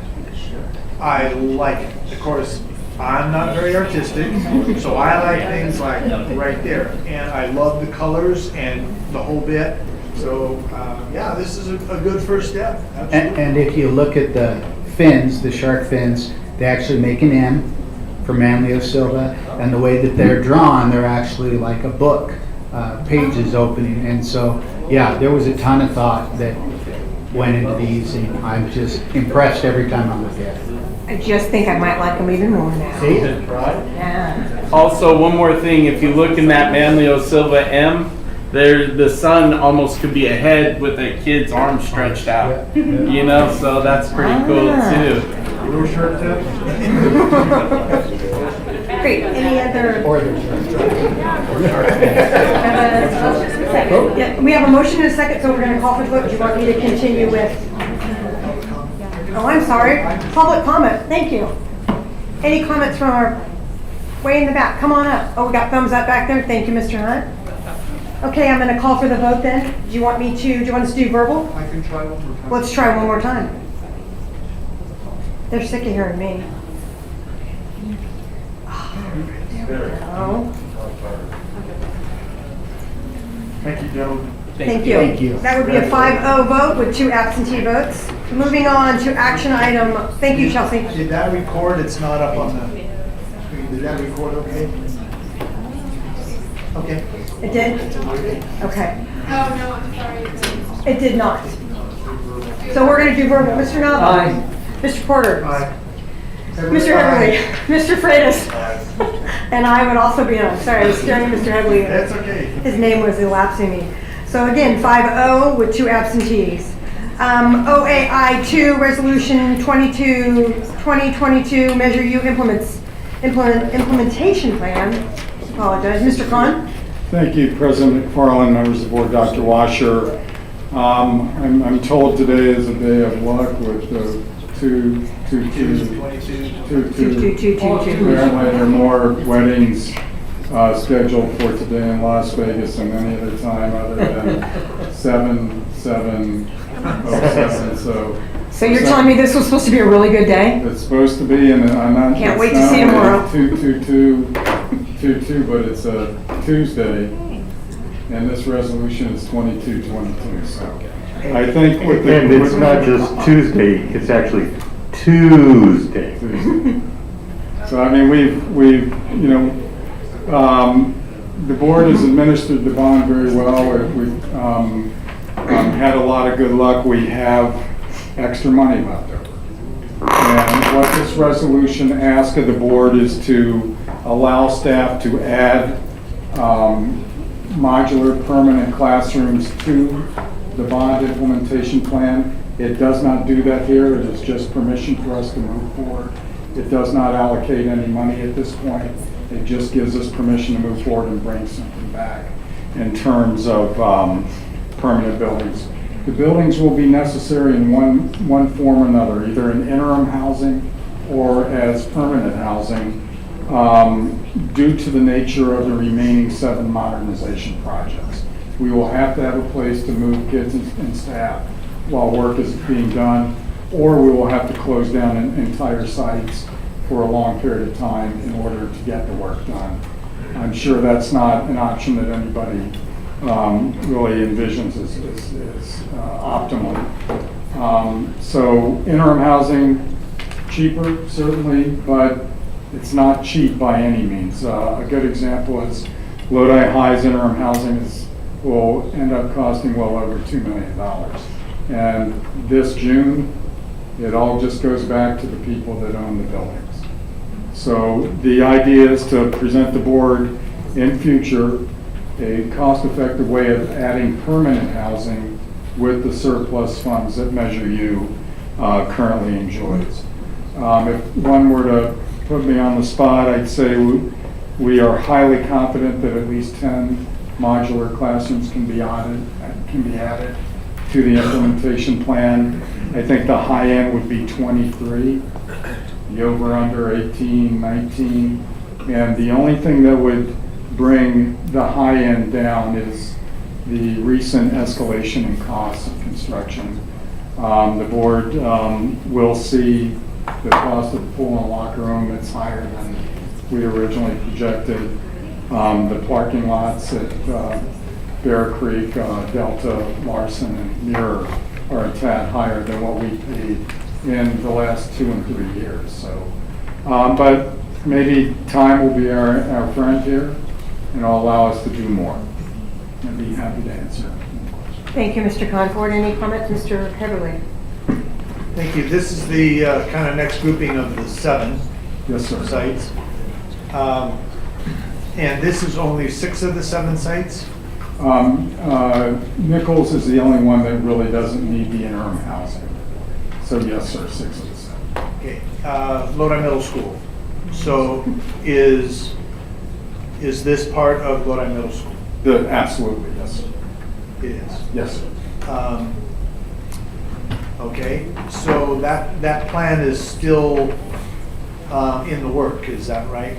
The scope, I should say. The scope is set via Resolution 2018-08. We are asking for permission to redo the scope and use the board's potential future vote to go out and plan for addition of permanent classrooms, upwards of 23 permanent classrooms across those 6 sites. At this point, we have no authority to go ask contractors, architects, engineers to design us or estimate anything for us. I just wanted to make it clear which of the 7 sites were included. So that would be Davis, Elkhorn, Lodi Middle, Vinewood, Lakewood, and who am I missing? Let's bring my notes. Forgive me. I didn't bring. No, it's okay. Yeah. That's fine. But it's all 7 of the 7. Yes, sir. Well, Nichols, again, doesn't really need any. That's right. Is that the one there you're talking about, just summer work for that one? I believe it will be. It's mostly parking and some concrete work. Okay. Let's see here. That's it. Thank you. I did have a couple of discussions with you, and I just wanted to clarify that. It's not only for me, but for I want to say one thing, you're making good use of Measure U funds, Mr. Khan. I think it's great that we have that available to do this in order to give us a leeway on, in the housing part of it. Thank you, sir. Thank you, Mr. Nava. additional observation. You have an additional one? I have an additional observation. Well, all And it right. was basically the same thing that Mr. Nall was talking about, is that we have to make sure that we show the public that we are respecting their dollars. And there's a lot of work that we're getting for the Measure U. And so not only there's, the outstanding of Measure L, we have Measure U, which is district-wide. So I'm really impressed at the volume of work that we're doing with the scope of what we're doing at each of those schools. So thank you for that. I would also like to comment, thank you for all your hard work on the Measure U. I know it's a large part of your job in and above everything else that you do. And we do appreciate, even if we do squeeze you from time to time for more things. And I'll just smile. I can assume that at a future board meeting, you will be coming back with some more specifics and asking to move forward.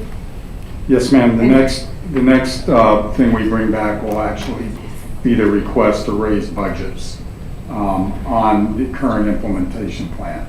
So that will require us to shift some money around and then bring some of the unused money back into school sites that need the alternative housing. Great. Thank you. Any other questions by the board? Any public comment? President Susan, I move we approve this resolution, approval of Thank you, Mr. Knopf. I'm gonna let Mr. Porter. All right. I'm a giver. Call for the vote. We're good to go? Oh, excellent.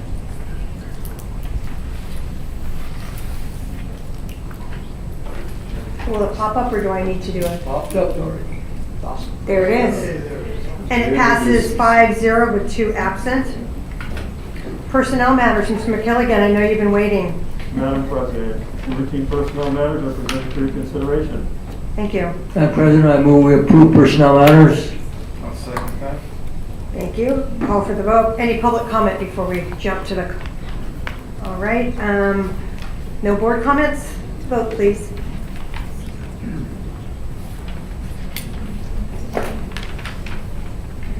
Held that up. 5-0 with 2 absentee votes. Thank you, Mr. McKilligan. The long-awaited PE exemption waiver discussion.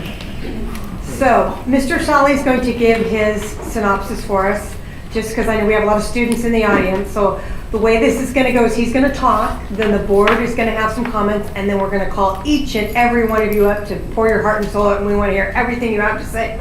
So hold tight, everybody's going to get to talk. We got a thumbs up in the audience. Do you all understand what I'm saying, kids? Okay, good. Mr. Solly. Thank you, President McFarland, members of the board, and Dr. Washer. So the physical fitness test exemption, which has been in existence for some time, was put on pause due to COVID recently, but it was actually acknowledged that the test would return this year. But what you see before you is the language from the State Board of Education's January meeting.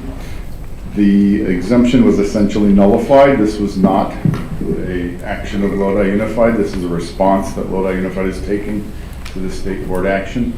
If you look at that first paragraph, I know it's lots of words on there, but the important words and the reasons for this in that first paragraph that begins healthy fitness zones.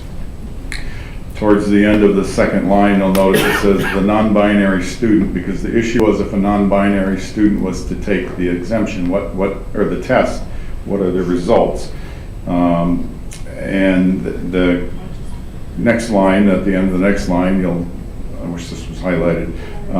Those non-binary students will not have an opportunity to satisfy the criteria for the exemption from physical education.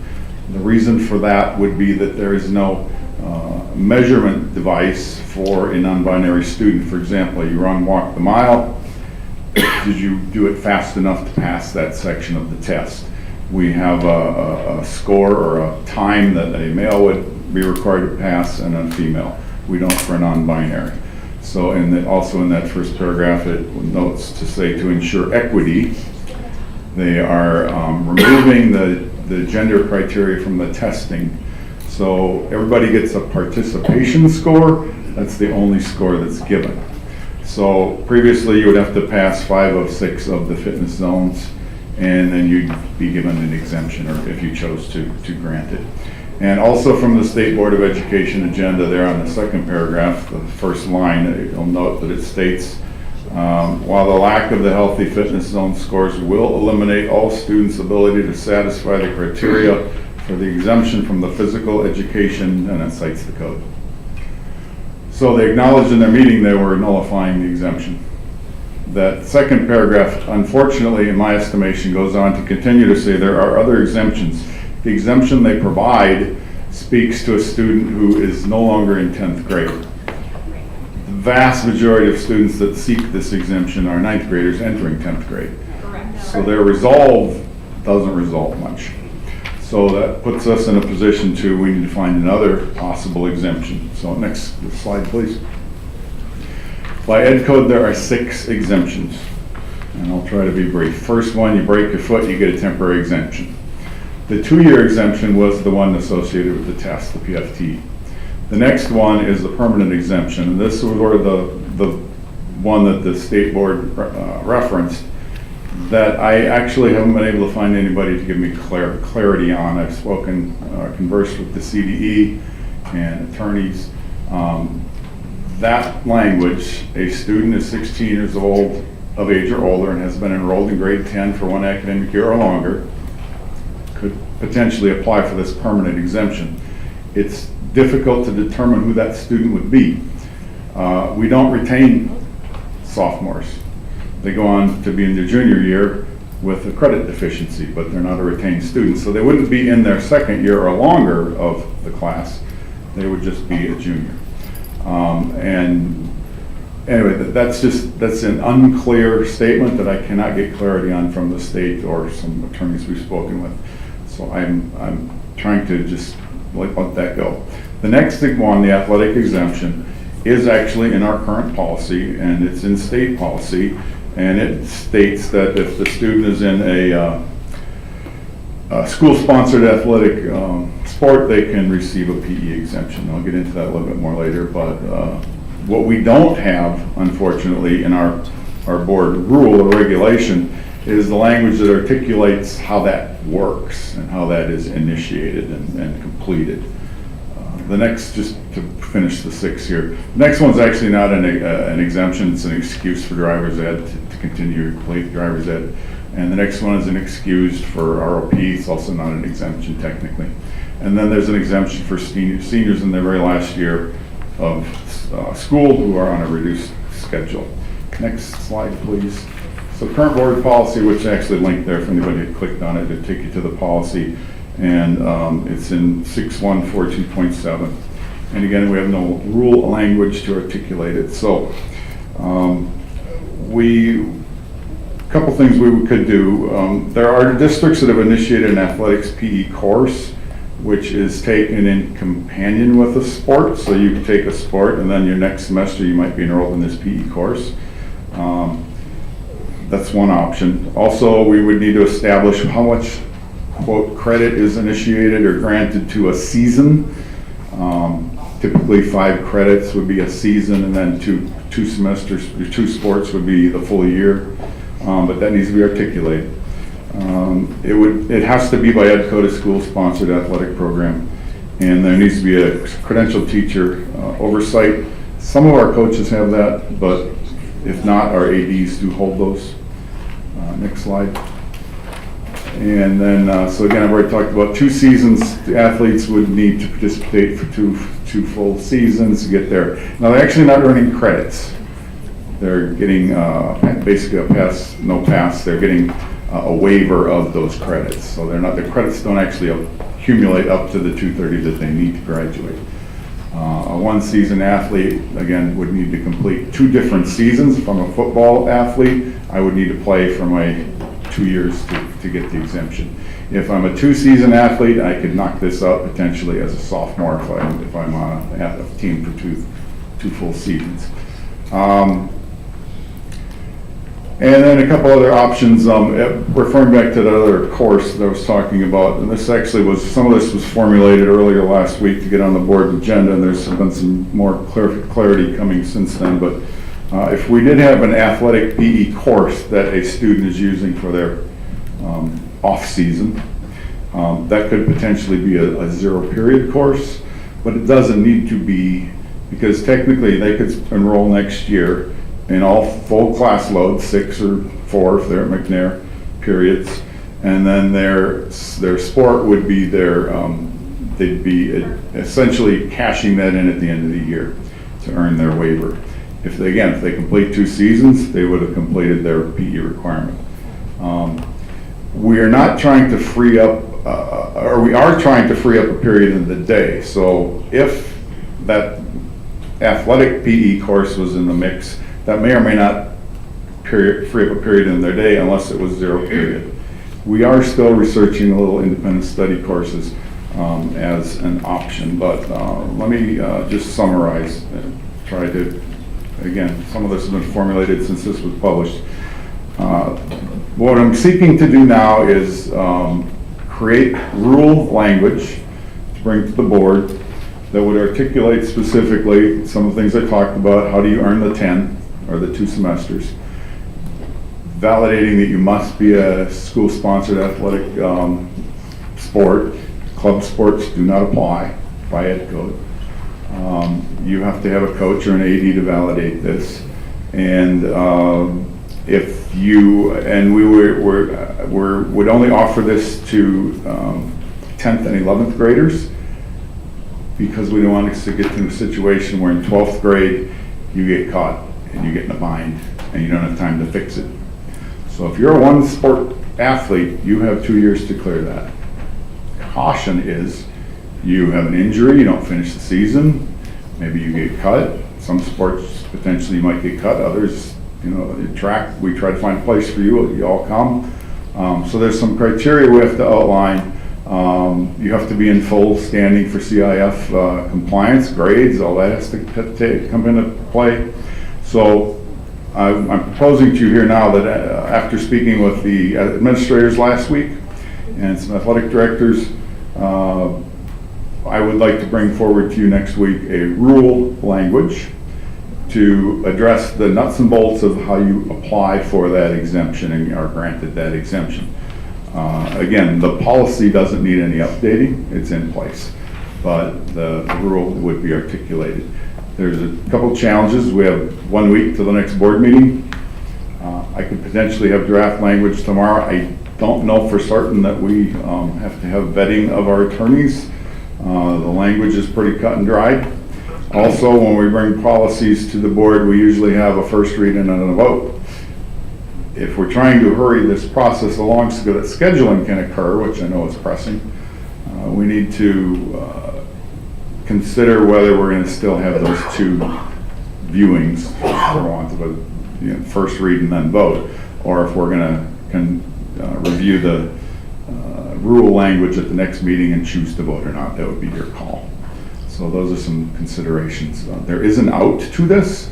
It is backed by Ed Code, and we simply need to articulate how that out plays and the cautions that students and families would need to be under, because the reason, again, and I'll close, is that the reason we're offering it to 10th and 11th graders and not seniors is you could get in a real bind as a senior and you don't have time to clear this, and we've kind of opened that door to you and things didn't play out, you got hurt, for whatever reason you didn't finish the season, and now I'm a senior and I don't have any time exempted.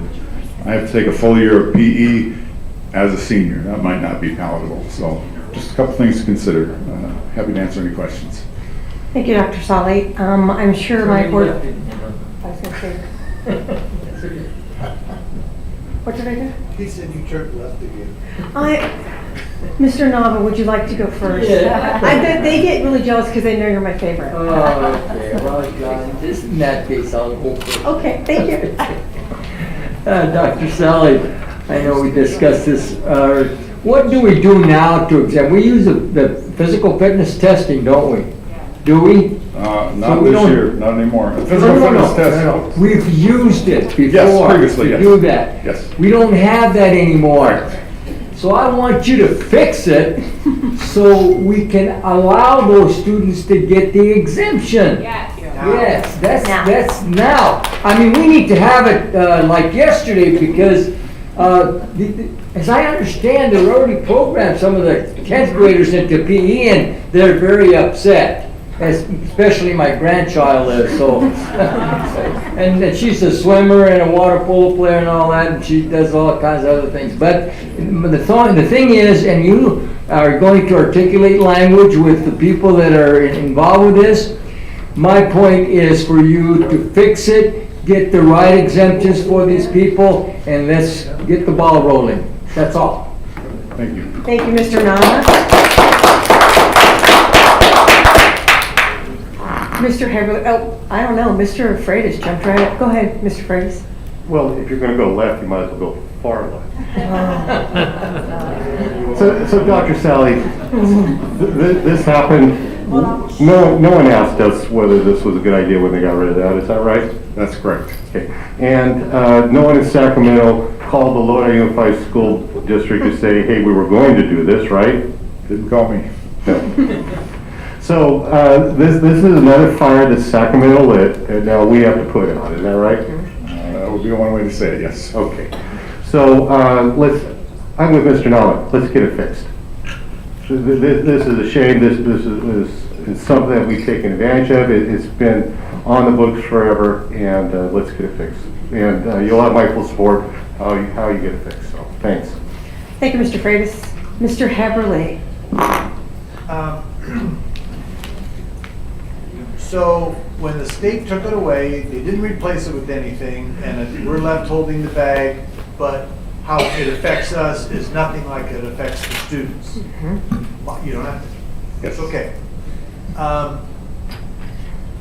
Didn't we do the exemptions for 8th graders coming into the 9th grade?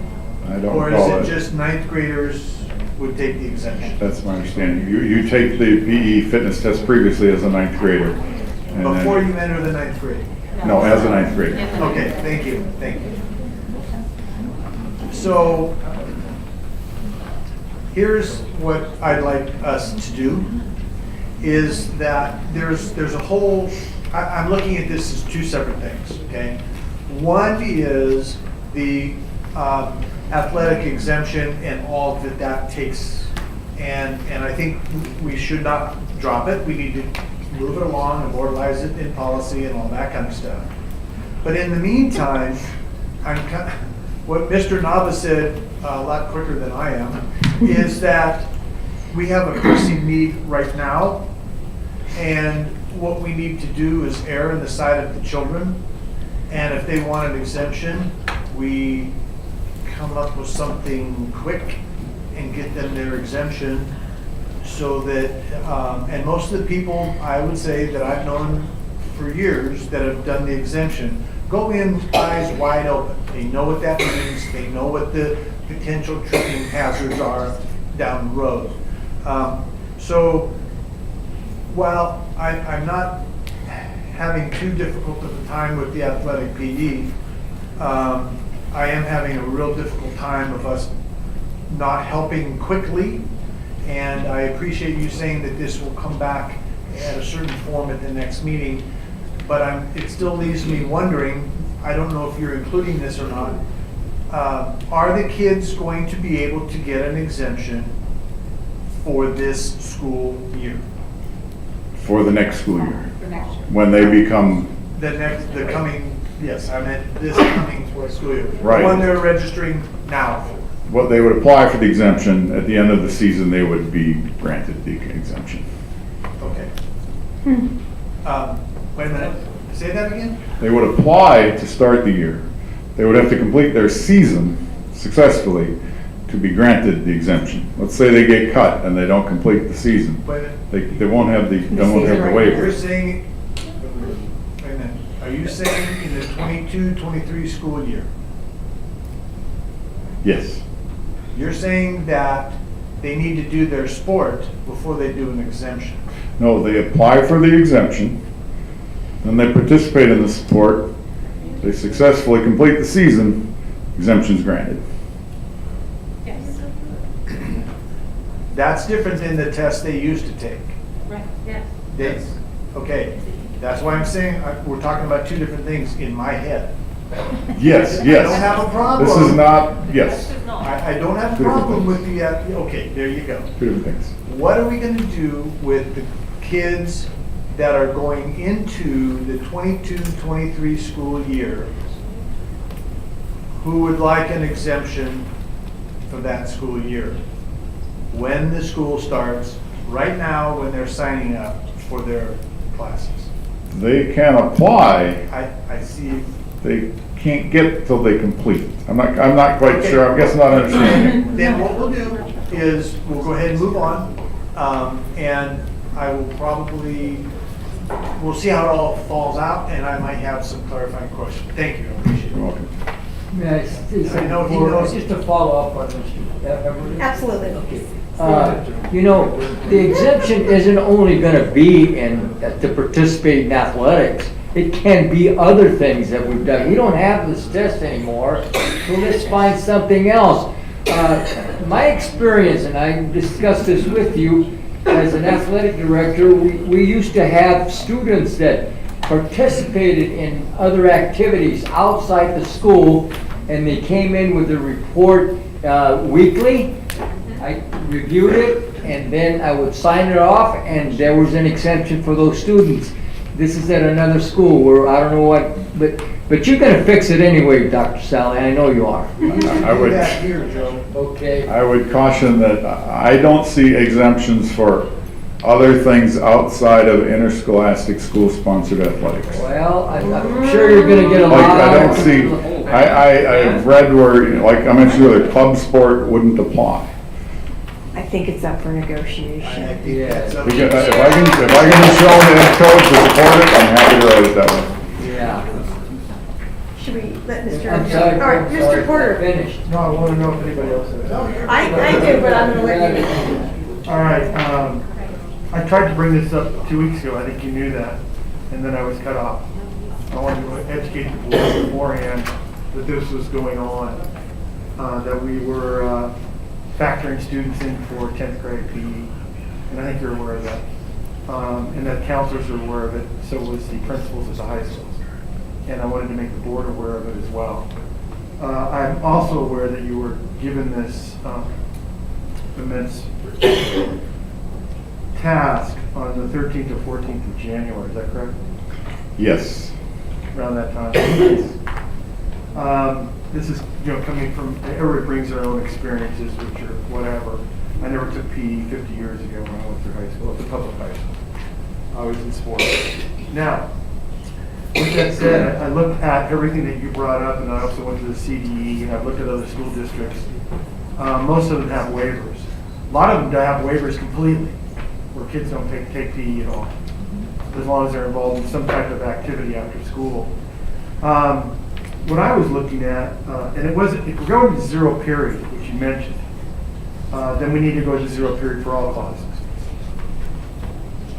Now, the other way you can do this is, of course, through independent study, which I looked up in the CDE, that you have a course study with that, and that could be aligned to, I think there were 7 different criteria that had to be involved in PE to be met if you teach PE, and I think club activities would fit that. And it would be an independent study which would be signed off by your athletic director. Also, you talked about the 16-year-old, and you keep seeing you want to leave that gap open for seniors, but principals right now have the right to waive that. Am I correct?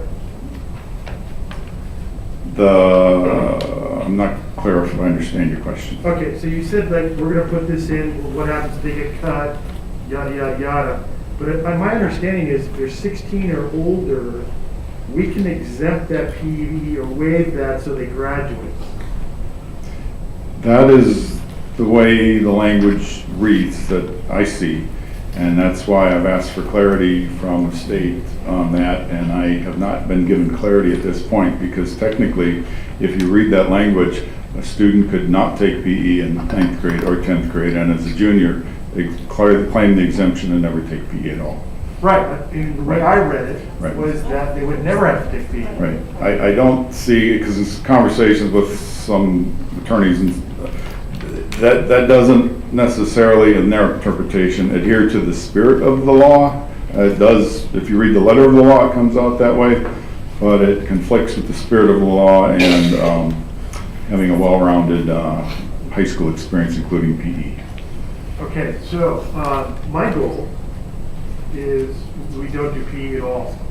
The kids that are involved in activities, athletic activities. That could be fencing, it could be year-round swimming, it could be track and field. I mean, I can go on and on the list.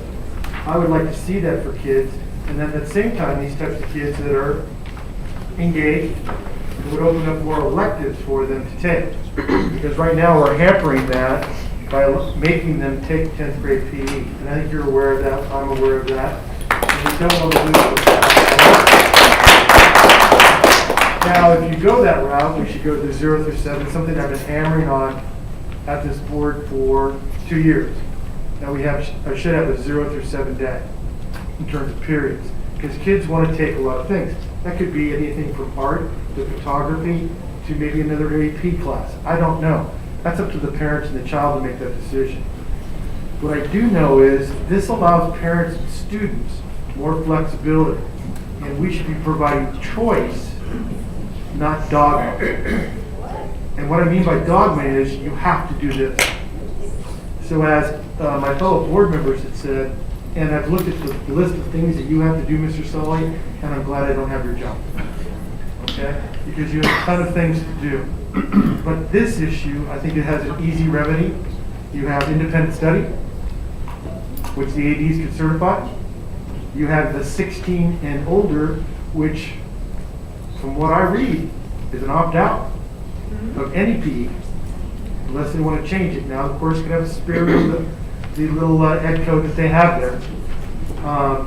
But I think we have a lot of areas, as Mr. Nava said, that we need to explore and do for our kids so that they can take electives at our school in addition to doing their activities after school. Thank you. I'm not happy about if they play one sport, we give them 5 units, and then they don't play another sport. I don't like that. I want it clean, I want them to know, and I want them to know what's going to happen. This board needs to act. Yeah, we had a test, it's gone away, but now we need to come up with something else that is palatable for our parents and our students. And I know that you can get that done, because you're a pro. Okay? The rationale for a season equates to a 10 credits or a semester is based upon the ed code minutes requirements. I read all that. And so that was the rough equivalency of that, so that's where that came from. I agree that a 0 period would open up many opportunities that, forget PE, you could add a period of whatever, you'd have more opportunities. Right. I do, and like I say, I'm welcome to, if somebody can show me an ed code where it's not interscholastic school sponsored, I'm happy to go that road too. I saw where you're bound on that a little bit as well. I read that. And you're following what you have in there. But I think independent study can get you around that. And I've also, again, I spoke with specifically with the high school administrators and Mr. Johnson, at Tokay, athletic director, for clarity, because I know that they know where, quote, the landmines can be found sometimes in these issues. And also is that where it plays out is at school site. You know, you write the code and you say, okay, make it work, kind of like what I would say was happening to us. And I'm trying to avoid those situations where I don't want to put the board in a position where we say club sports work, and then later at a WASC report 2 years from now at some high school, they say that doesn't count. And we're getting a bind. So we got to make sure ahead of time that we... older, though. Again, I think that that can be interpreted a couple different ways, and I've specifically asked the CDE, and they've, if I remember right, their response was maybe the legislature's intent was such and such. I'm not comfortable with going maybe the legislature's intention was. Okay. Well, thank you. I look forward. I mean, Mr. Haverly has something he wants to say. It's killing me here. Okay, you did your due diligence. Okay, you did talk to the state. You did talk to. That's it. You're done. Don't keep beating on it. It's like you got the answer or the non-answer you wanted. You checked with them. If they can't answer what their rules are, move on. We don't need them to tell us anymore.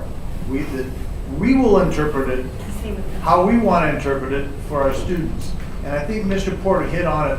That is really important to me, is that this board and previous makeups of the board really wanted to expand our course offerings, broaden the child's experience. And you had mentioned that already. And we've got all these other courses, CTEs, and we're bringing back computer classes. We're doing all that stuff. These kids need to have those skills and that broad base. And I'm looking at this exemption. Not all kids are made the same. They all don't have the same interests or the same pathway. Let's allow them to use this to be creative in following along with what they need to do. So if all it is that we need to write up a little sheet of a test, write it up. Have them come in on Dave, take the test. Pass. Here you go. I mean, and I think it's kind of misplaced where club sports don't apply. They do in a lot of different places. So I know you're trying to base it on CDE and you're worried about loss. Well, first of all, I could care less about this. It's an indication, but it's not the whole story. It's just like a test score. It's an indication, it's not the whole chunk. Anyway, I'm done for now. Mr. Stoley, I have one more comment, sorry. No, you're okay. Isn't it true that band is excused from PE? Band, there's some language that marching band could potentially be provided an exemption. No, that's in the, I read that. Marching band, yes. I thought, have we made that available to the kids in the marching band? That hasn't been, in the past, it was not available, to my knowledge, in this district, and it's separate and apart from the PE exam, so it sort of comes into potential discussion here because we're talking about this different type of exemption. Should we make it available to the band parents and tell them that they're exempt?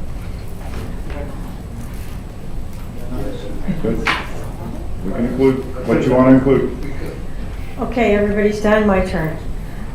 First of all, I want to apologize to the students, the parents, the student counselors, and the principals. This came at us fast and furious. Dr. Sully, thank you.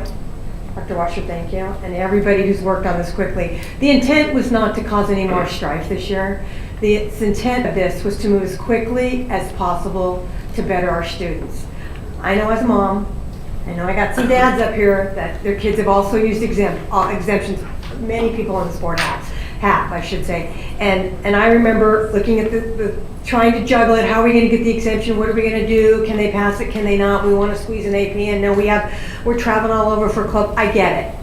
And our intent as a board is to not make the student athlete or the student in any capacity pay. This was not done by us. This was not done by Dr. Washer. This was not done by Dr. Sully. This was something that was thrust upon us. And so unlike some of the other things we're dealing with, we can fix this. I'm hoping you have patience with us.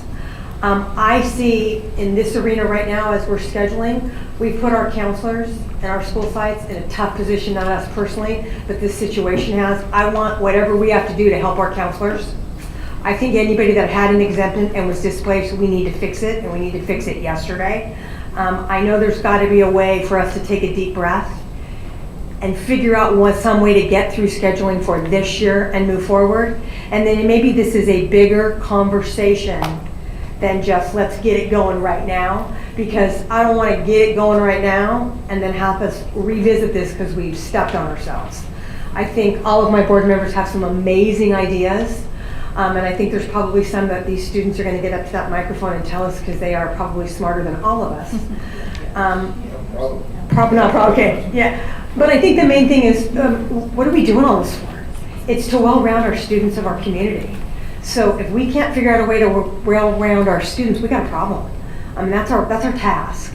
So I know you're killing yourself, and you're probably going to give maybe another half of another kidney that you have left. And I do appreciate it, and it's not lost on us. I just think as long as we have open communication and our principals and our counselors on our sites are aware. I think it was dropped on our counselors because we had to, and I'm not putting blame anywhere. I think they were the ones that had to be the bearer of bad news, and we upset a lot of people, and I don't think it was intentional. I think it was a matter of timing, and so what I'm saying is sorry. We need to figure out a way to do it better and fix it quicker. And we understand that. And so fixing it quicker doesn't mean a Band-Aid. It means let's do it right for the students that are coming after you and the parents that are coming after you. Because as a mommy and a daddy and a grandparent that's sitting out there and they have hopes and dreams for you, because you know you're all going to be neurosurgeons someday, right? And so your dream is your dream, but let me tell you, your parents' dream is even bigger than you could even dream. And so they're the mama bears, as a person said earlier this evening, and they're going to do what they're going to do to get their students the best of everything. So let's figure out how we make that happen. I do think that the club sports, I like the idea, but not all club sports were created equally. And I think a credentialed teacher has to be involved. I don't want to see teachers or classes diminished by a decision we make. I think the academic component of it is just as important, And, you know, in this person's eyes, PE is a class and it's valid and our PE teachers are very important. So I'm not looking to sidestep 1,000 students out of PE. I think it's a very integral part for many students. And I want us to hold those PE teachers and what they do in respect. But I also have a soft spot for the elective and the AP people. So I think there's a little bit of something for everybody. So what I'm basically saying is let's get it together and make it happen in a time frame that if we can't get it done now, then we need to figure out an immediate plan to fix how it's broken now, and then maybe take a deep breath and work a little harder in this in a little bit from now. Dr. Washer? Thank you, President McFarland, members of the board. I just want to say that staff fully understands and agrees with the concept of opening schedules as much as possible. We have worked very, very hard under the board's guidance, leadership, and direction to add electives and CTE pathways to our course offerings, and we want students to be able to take advantage of those types of things as well as the advanced placement courses. So we fully are in agreement with that. The hesitation that you may be sensing is that the stakes are high. And if we do something that does not meet the letter of the law by somebody else's eyes who comes in and reviews that, students won't graduate. So that's the caution that you're sensing. So we fully agree and understand and want to make sure that we do this right so that a few years from now, we're not telling the student, I'm sorry, you can't graduate because you didn't take PE. I agree with you, Dr. Washer. I also wanted to thank Scott McGregor. I know you were on the front lines of this, so Mr. McGregor, thank you for all that you've done during this time. Board, anything else at the moment? Dr. Sally, hold tight. We're going to go to our, I have down your student comments. So, Can I speak real quick? Why don't you just call for public comment? I want to do public comment, but Mr. Hunt, would you like to go first? Well, just because comments have been made on the timeliness of everything. It's funny because for 35 years I've been in PE meetings. I've been in rooms with teachers discussing this and that. When it was national rank, you were able to get, waived PE. And then it turned to an independent study. We've had forums, old forums in our office. But what strikes me is the timing on everything. So if this is last year, when I've gone out to council or bringing in sophomores to schedule, we haven't been able to put them in another class. We always schedule them in 10th grade PE.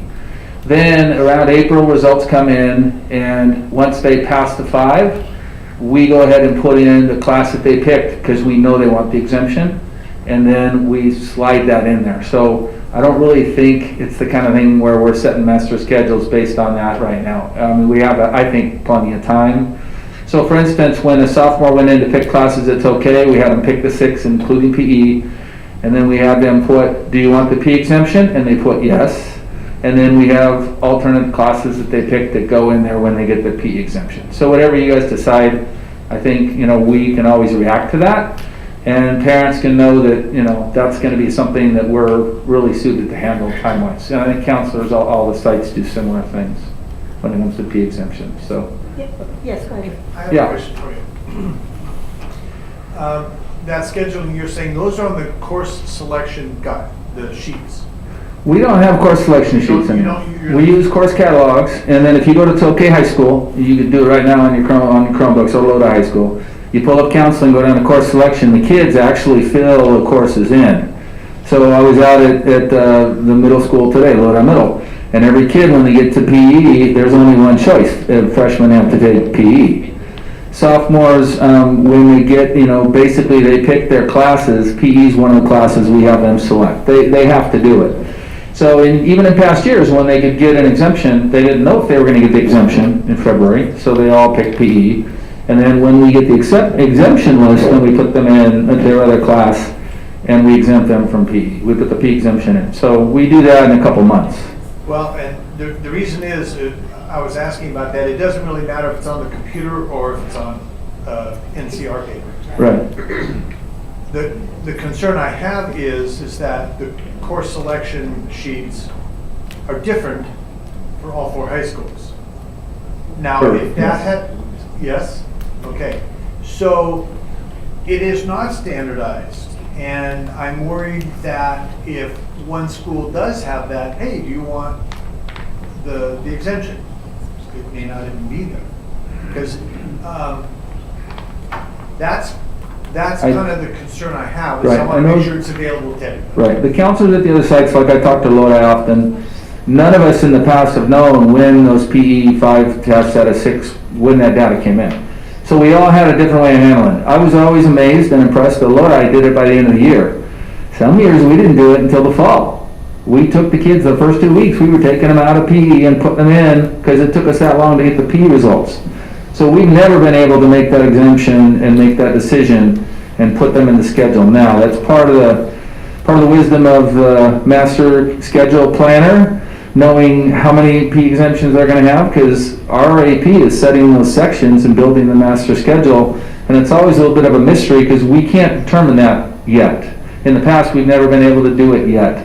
And whatever system we go to, a student can indicate to me they're interested in a PE waiver, but I've never really actually been able to commit to that until later when the proof has come that they qualified for it. So if it takes that long for a school to get the PE exemption waiver, and they don't have to take PE, then they've already missed a couple of weeks of the class they want to pick. Well, last year we got to a point where by the end of April, we had their alternate in, and we were able to drop the PE class and add the class prior to the summer, so the kid had it day one coming back. So that's been our ultimate goal all along. We finally got to that last year. So whatever plan you guys come up with solely, then we need to make sure that's in place by a certain point when the APs are figuring out the master. So I think we got a little bit of time. It's not like we have to do yesterday, I don't think. So it's nice for the parents to know there's something cooking and there's going to be an option. But I'm going to shut up and let the kids talk. Sorry. And I want to thank you for the clarification. Yeah. Okay. You can, Thank you, Mr. Hunt. Okay, so if you have a public comment, I'm going to have you line up to the left, and I can reread what's going to happen. The green light's going to flash. I think it's solid for 2 minutes, so you're going to get a 3-minute ability to speak. If you use all 3 minutes, then it'll flash red and you sit down, and we'll thank you. If you get done before that, then we'll just say thank you and you can sit down. But we are going to stay here till we hear every student that wants to speak, or parent. So if you have something to say, line up on the left and let's do it. You're first, come on up. If you can state your name because they're doing minutes, and that way we're ready to go. Thank you. Of course. Hello, my name is Benjamin Plath. Hi, Ben. Thank you guys for having me. I'm a senior at Tokay, so this doesn't really pertain to me as a person, but my siblings and my friends who are sophomores and freshmen this year are affected by this. It appears at first glance that this policy may be a simple mandate with little effect on the overall achievement of the students that want to take other classes, but however, looking closely at this, it's clear that there are some possibilities that are clearly lost for these students. In my case, and this is kind of anecdotal, but I was able to take student government my sophomore year, having passed PE, and I received a waiver, so I was able to skip the second year. Using that, I took student government, and this ignited a fiery passion for me to serve my community as well as take part in many other community activities, which I took leadership positions in as well. It led to my appointment to the City of Lodi Youth Commission, where I serve the youth of my community as well, and has led to my election to the Boy State delegate, so it's been quite impactful for me as well. In conclusion, one can never know what decision will lead to the next and how that may impact their future. But looking back, I'm beyond grateful that this PE waiver was here for me to expand my just realm of knowledge by taking other classes that has propelled my success as a student. So, thank you. Thank you, Ben.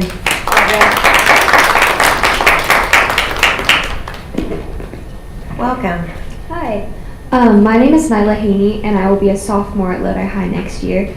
I want to start out by asking a question, which is, what is the point of high school? Some people describe high school as the most important time of a young person's life, because it is when they find out who they truly are as a person. These 4 years help us figure out where we belong, finding our strengths and interests that may set us up for a lifelong career.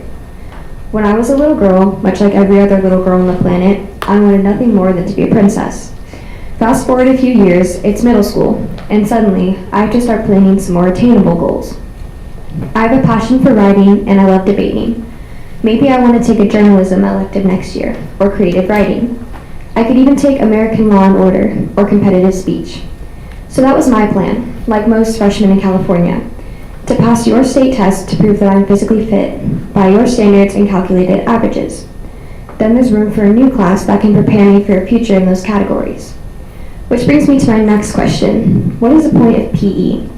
It could be to keep us in shape or keep us stimulated instead of sitting in a class all day. Both of those are valid answers, and most people can agree that it is fair to require this class the first year and have a test that excuses us from taking PE sophomore year. However, it isn't fair that in the middle of the test we've been preparing for this entire year, the rules are changed. You change the rules in the middle of the game so that we can't win and we also can't stop playing.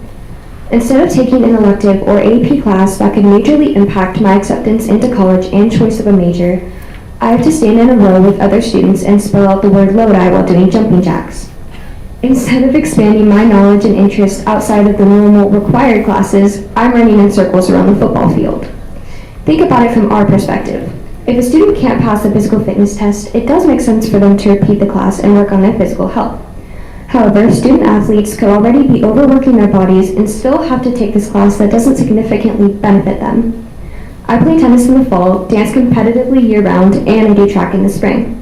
On top of all of that, I passed each segment of the physical fitness test, and yet I still have to take PE again next year. We were all expected to just comply and adjust to this sudden change, but do we not get a say? For me, this isn't just about push-ups and sit-ups. This isn't about freezing outside the pool while swimming laps. This is about my future and the future of everyone in my class. So please reconsider this decision for the sake of our futures as adults and the futures of classes to come. Thank you. Thank you very much. Welcome. Hi, my name is Claire Grace Platt. I'm a freshman at Lodi High, and as an academic athlete, I believe that it is important for me to utilize my time effectively. And this past fall, I played golf and tennis while also taking honors and AP classes. Currently, I'm in track as well as playing golf 6 days a week. And in order to achieve my aspirations, which is to play at a Division I school for golf, I need every opportunity to take as many AP or honors classes as possible. Requiring students to take PE an extra year impacts students' ability to choose their desired classes for their future goals. There's a quote by Ben Hogan I believe relates here. The most important shot in golf is the next one. My most important academic success is my next semester and next year. Thank you. Thank you very much.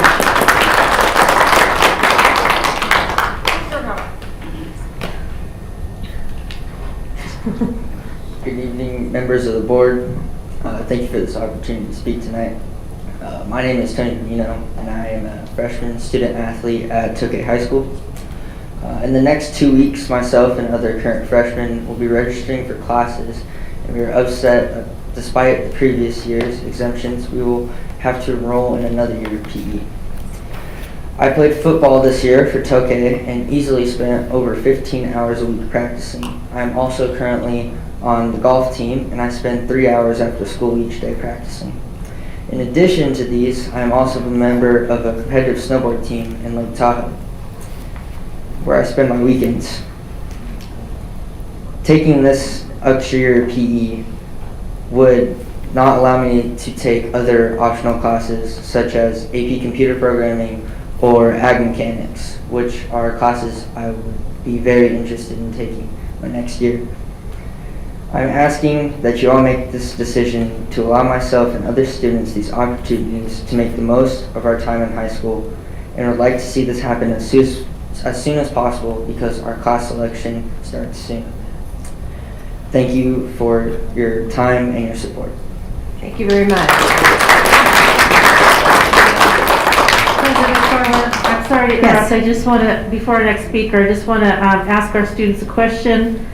If you are willing, if you could email me what you have presented to the board this evening, and if it's okay with you, I would like to send those comments to the State Board of Education.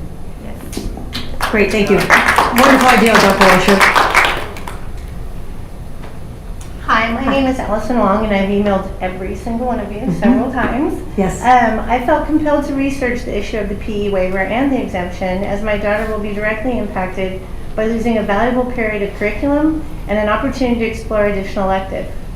I also shared some information with Dr. Washer's secretary of some research I did from Lincoln Unified, from Stockton Unified, and Modesto Unified. They all offer the athletic waiver, and the language is very clear. I always believe in working smarter, not harder. I don't think we need to rewrite it if we can take it from someone else. I just think it's faster. The California Department of Education also lists 2 additional areas that can be reviewed at the local level, including marching band. And as Mr. Hunt mentioned, I'm shocked that this district has never looked at that policy. We have hundreds of kids out there, and we only have 1 marching band in this district. How sad that they can't have that exemption as well. We also created a change.org petition that has over 500 signatures, which I also gave Dr. Washer's assistant a copy of. For current students like Ben Plath, who spoke tonight, alumni and teachers, we urge the district to develop a new waiver for our students. Zach Larson, the 2021 Tokay High valedictorian, asked me to share this note tonight for you. I know many of you know him. Yes. The PE exemption allowed me to take multiple AP classes my sophomore year, which is currently why my life has been much easier as a pre-med student at UCSD. I thank you for your time and your hard work and effort, especially after watching the beginning of this meeting. You take a lot of heat, I think, and we appreciate your work. Thank you. Thank you very much. Hi, my name's Heidi Plath, and I'm not here to speak on my behalf, but I think I've emailed quite a few of you, and I appreciate you reading my emails and taking all of this into consideration, those who have presented and those who have not had an opportunity to present tonight. But I actually am here standing before you in behalf of Elizabeth Ng. She's physics teacher, avid teacher, science Olympiad head coach at Lodi High, and she was not able to be here tonight, but she asked if I would present for her. Members of the board and Dr. Washer, I would like to be able to speak to you in person tonight, but I'm attending a meeting for our Science Olympiad team. I've asked Mrs. Plath to please address you on my behalf. As a teacher who has taught many student athletes, taught AP Physics, and currently teaches AVID, next year 10th grade AVID, I see serious issues with the current state requirements for PE for all 10th grade students. While I'm aware that you did not create this problem, I'm asking you to help us resolve it. 2 options immediately come to my mind. First, for the coming year, please consider offering either a 0 or 7th period PE for students who are able to take those options next year. I believe that if we take this approach, we need to offer both in order to ensure that students who need to have the time before school to help with younger siblings have the 7th period option, and that student athletes who have after-school practice can have the 0 period option. Second, allowing students to take classes during summer school that they have not failed. And I'd like to stress that because I actually personally have brought that up. I don't think it's fair and equitable for those who are high-achieving students to not have the same rights to take classes that are either PE, AP, or other opportunities so they can be successful besides those who are not, or those who are struggling or not passing classes during the school year. But I'll get back here. We need to allow 9th grade students to front load courses during the summer so that they can still take their electives next year. That may mean offering bonuses to teachers to attract additional teachers for the summer of 2022. It may mean offering summer school at every high school site. Whatever it takes, use some of the extra funds, but please get this done. This is a last-minute state requirement, and it requires swift and sure action to prevent impacting our 9th grade students. In the future, going forward to upcoming years, I highly recommend looking at the block schedule utilizing the AB approach for all high schools. AB approach meaning students attend classes every other day. While trying to condense a year of math, science, English, or history into one semester does not typically yield positive results, The AB program offers students the chance to take additional courses each year and still have a full year to complete each course. This would not only alleviate the PE requirement predicament, but also allow students to pursue additional classes that interest them. Please consider these options. And then she has a nice ending, just addressing how much she appreciates your hard work, and she signs her name, sincerely, Elizabeth Ng. So thank you very much. Thank you, Heidi. Thank you. Welcome. Good evening. My name is Julie Whiting. I am a teacher with Lodi Unified School District. I'm also a parent of 2 students at Lodi High. I have a senior and a freshman. They are both 3-sport athletes who, as Mr. Panino said, spend upwards of 15 hours each week, all year long, and time in the summer preparing for and competing in their sport. I want to thank you for considering this waiver option, and I want to acknowledge the fact that you all seem very supportive of moving forward in this direction. So rather than reiterate what everyone has said, I do want to thank you for looking at this and for hopefully putting something in place very, very quickly. Thank you. Thank you very much.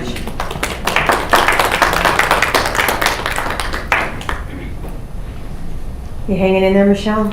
Oh, absolutely. It's always another day in paradise. Well, first, good evening, President McFarland, members of the board, Superintendent Washer, and students and parents that have hung out this long. And I just have to stop and take a moment and say, Mr. Panino, what ultimate respect you gave tonight before you came up here. What a great example. Your parents should be very proud of how you presented yourself here tonight. I wish everybody saw that. With the PE exemptions, we all have had, know someone who's benefited. My own son walked away from amazing teachers, one who was represented by a letter tonight, with 2 years of college credit by giving those opportunities of additional courses. We also must keep in mind 0 and 7 period options.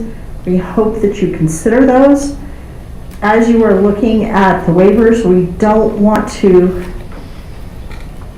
see PE classes overflowed with too many students next year because it falls through. So there is a lot to think about in research. I think there are some great options that have been presented. I also really appreciate the board in the past offering summer school for students to get ahead, and hope that that is another option going forward. I know it is not something we've talked about this year yet with everything else on our plate, but please give those student athletes and students who want those additional courses to go forward, collaborating on this waiver to get it done. Thank you. Thank you, Michelle. Hi, Jen. Hi, hello, thank you for listening to all of us. I'm Jen Castle, and I have taught for 28 years here at Lodi Unified. 13 of those years were at Bear Creek, 15 were at Tokay. I am the mother of 3 who took advantage of the previous waiver. I helped put the previous waiver in place. And I am very glad to see that there are a number of people interested in pursuing a waiver. I'm here to talk to you from Curriculum Council too. I've spent about 10 years on and off, mostly on Curriculum Council, and I'm on right now. And we see a bunch of really awesome classes, innovative classes that come through, some of which you approve, but they never see the light of day, and it's the saddest thing. Other people have spoken, so I won't belabor this, but this idea of the restrictions presented by a 6-period schedule. And as a teacher of seniors, I see this all the time, that there are kids who want to take CTE classes, who want to take AVID, who want to take all sorts of wonderful classes, and they can't do it. So every time we talk about adding graduation requirements, I just hope that people understand how that reverberates through our very limited 6-period day. And I also wanted to say how proud I am of this grassroots effort by the parents.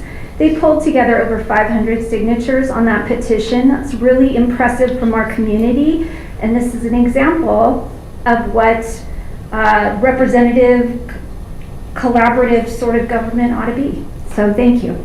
Thank you. Any more comments from the audience? Board members, any additional comments? President McFarland, I'd like to commend all of our student speakers tonight. Boy, if we're doing anything right, it sure is that. They spoke well. They represented their classes very, very well in their schools, and we appreciate you staying late in our meeting to do that. Great job. Thank you. Great, thank you, Mr. Freitas. So I guess what we're asking now is, what do you need from us, Dr. Washer and Dr. Saleh? Because I can tell you what we want. President McFarland, members of the board, we've heard loud and clear what you would like. Okay. So we will go back and now this is a quick turnaround. I just need to acknowledge that our next board meeting is coming up fairly quickly. The board agenda will come out on Thursday. So we've only got a couple days to get something turned around. So we will put something together for next meeting for you to look at and review in the form of, I can see a rule going along with the policy that we already have in place so that we can implement some of those things, and then some other ideas that could be a possibility. I cannot guarantee that everything you said is something that we can do, but we certainly will present what we think works, and if you don't like that, you send us back and we come back with something else. But we've heard your intention and your desire, so Dr. Sully will get busy starting tomorrow, I'm assuming, if not tonight. One real quick question that I have, Dr. Washer and Dr. Sully. I know it's going to take a little bit to put this together, right? We understand maybe a couple of weeks. What I want to know is there any way we can have...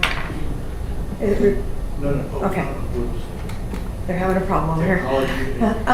What I want to know is, can we get some form of an insurance for our students that are sitting here and our parents? Is there anything that we can come out with?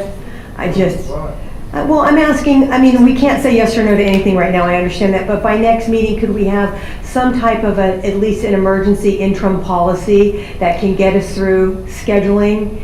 And if this takes a little bit longer, am I asking too much of you? You can shake your head that I'm crazy, but I'm gonna ask anyway. I'm not going to shake my head that you're crazy. I don't know about that. There's enough people that will do that out there. I mean, are you following where I'm going with, like, I don't want these students to be the guinea pigs or the example while we work through it. Does that make sense? Yes, and thanks to your high school administrators and ADs, we've started some language. I wouldn't, as Dr. Washer mentioned, it may not cover all the bases, but I believe that an athletics exemption, sort of to what I was describing under some conditions, would probably alleviate the issues for the vast majority of our athletes. Most of our athletes are going to participate, successfully complete their season. They're done. They're good to go. If they're a two-season athlete, as I proposed, we're good. As juniors, they're out. They're doing all the courses they want. Next year, they will sign up for whatever courses they want on the premise that they're going to complete their sports. So it won't impact their schedule next year as far as taking a period out of the day. So yes, we'll have some language for you. Okay. Again, it may not cover all the bases, but I would like to believe that it'll cover 80–90%. There would be some outliers regarding like an independent study option might not be resolved next week, or potentially a club issue might not be resolved next week, but the vast majority should have a resolution in place, provided you choose to act and whatnot, to at least cover for the vast majority of our active athletes. And I do appreciate that. I think my biggest concern, and you've answered those questions, is that we have an option. It might not be the option, but it's an option, and as long as we have options for students, that's really what I'm getting at, is that we're not so narrow that we are missing the point. And I think we all understand that. Are we good, board? Yeah, we do have 3 meetings in March. We have 3 meetings in March, so we have. It's a busy time. I appreciate it. Thank you. And students, I know it's late. If you want to stay for the rest, I know there's some burning up topics coming up, but If you want to sneak out, no one's gonna, we'll all go like this and pretend like we don't see you. Moving on.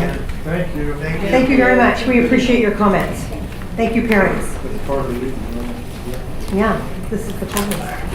Dr. Washer, would you like to give us information about renaming of Ronald E. McNair High School pool? Yes, thank you. President McFarland, members of the board. McNair High School went through a process per board policy to name their pool after Coach Mike Lebo. You do not need to approve this per policy. It's not a school, it is a portion of a school, but we wanted to bring this to your attention because we know that this came up publicly not too long ago. And let you know that they did go through a process, they did follow the policy, and they would like to go through with the naming. Perfect, thank you. Board members, do you have any comments? Yes, Mr. Fallon, you know, it's too bad that you have to name a pool. My gosh, Mike would have loved that name. Yes, he would. You know, it's mine, I'm involved with this. That's too bad, but God, perfect person. He's a great guy. I agree. Any other comments? Oh, look at, oh, thank you. So I know that I'm assuming we're taking steps to move forward with that. Yes. And when you have a time frame, you will get back to us on. President Farr, members of the board, it's a done deal. Okay. It's just a matter of signage and those kinds of things that come with it to appropriately acknowledge the pool naming. Great. And I'm going to ask a wild question, so that way we can have it ready by fall? I don't see why not. Maybe by spring? I'm like, okay, since fall's a nod. Now he stopped nodding when I said spring. There was a communication from Mr. Dawson this afternoon. All business really needs to know is what they want. We'll go make it happen. Okay. I'll assume that will come back in the form of a report. Sure. All right, I appreciate it. Well, there is a little issue because his mother is elderly and we'd like to have her be present. Oh, we'll let Mr. Dawson schedule, we'll work on his schedule. I know, yeah, okay. But at this point, it's really a matter of just figuring out where they want to put Coach Lebo's name. Whether it's on the sign or create another sign or whatever they want, we'll find somebody to do it for. Awesome. Thank you very much. And if Thank there's you. going to be a naming ceremony, we should know. Absolutely. Perfect, thank you. Anything else, Dr. Washer? No. Perfect. Moving on, K-8 and 9-12 math curriculum. Did that get changed? No. That just got, No, you got bumped. You're up. Sorry. Kindergarten. Transitional kindergarten. Well, that's Sorry. not on my. I'm just glad you approved it. That's perfect. We have a report on the transitional kindergarten program.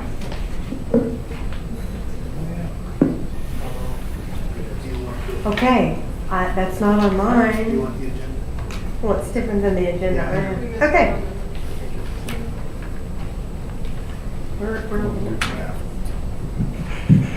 I could take a stab at math. I don't know if that would do you any good though. Why don't you jump into kindergarten? I'm gonna let you just go live. Do we want to talk PE waivers as well? It's a big opportunity.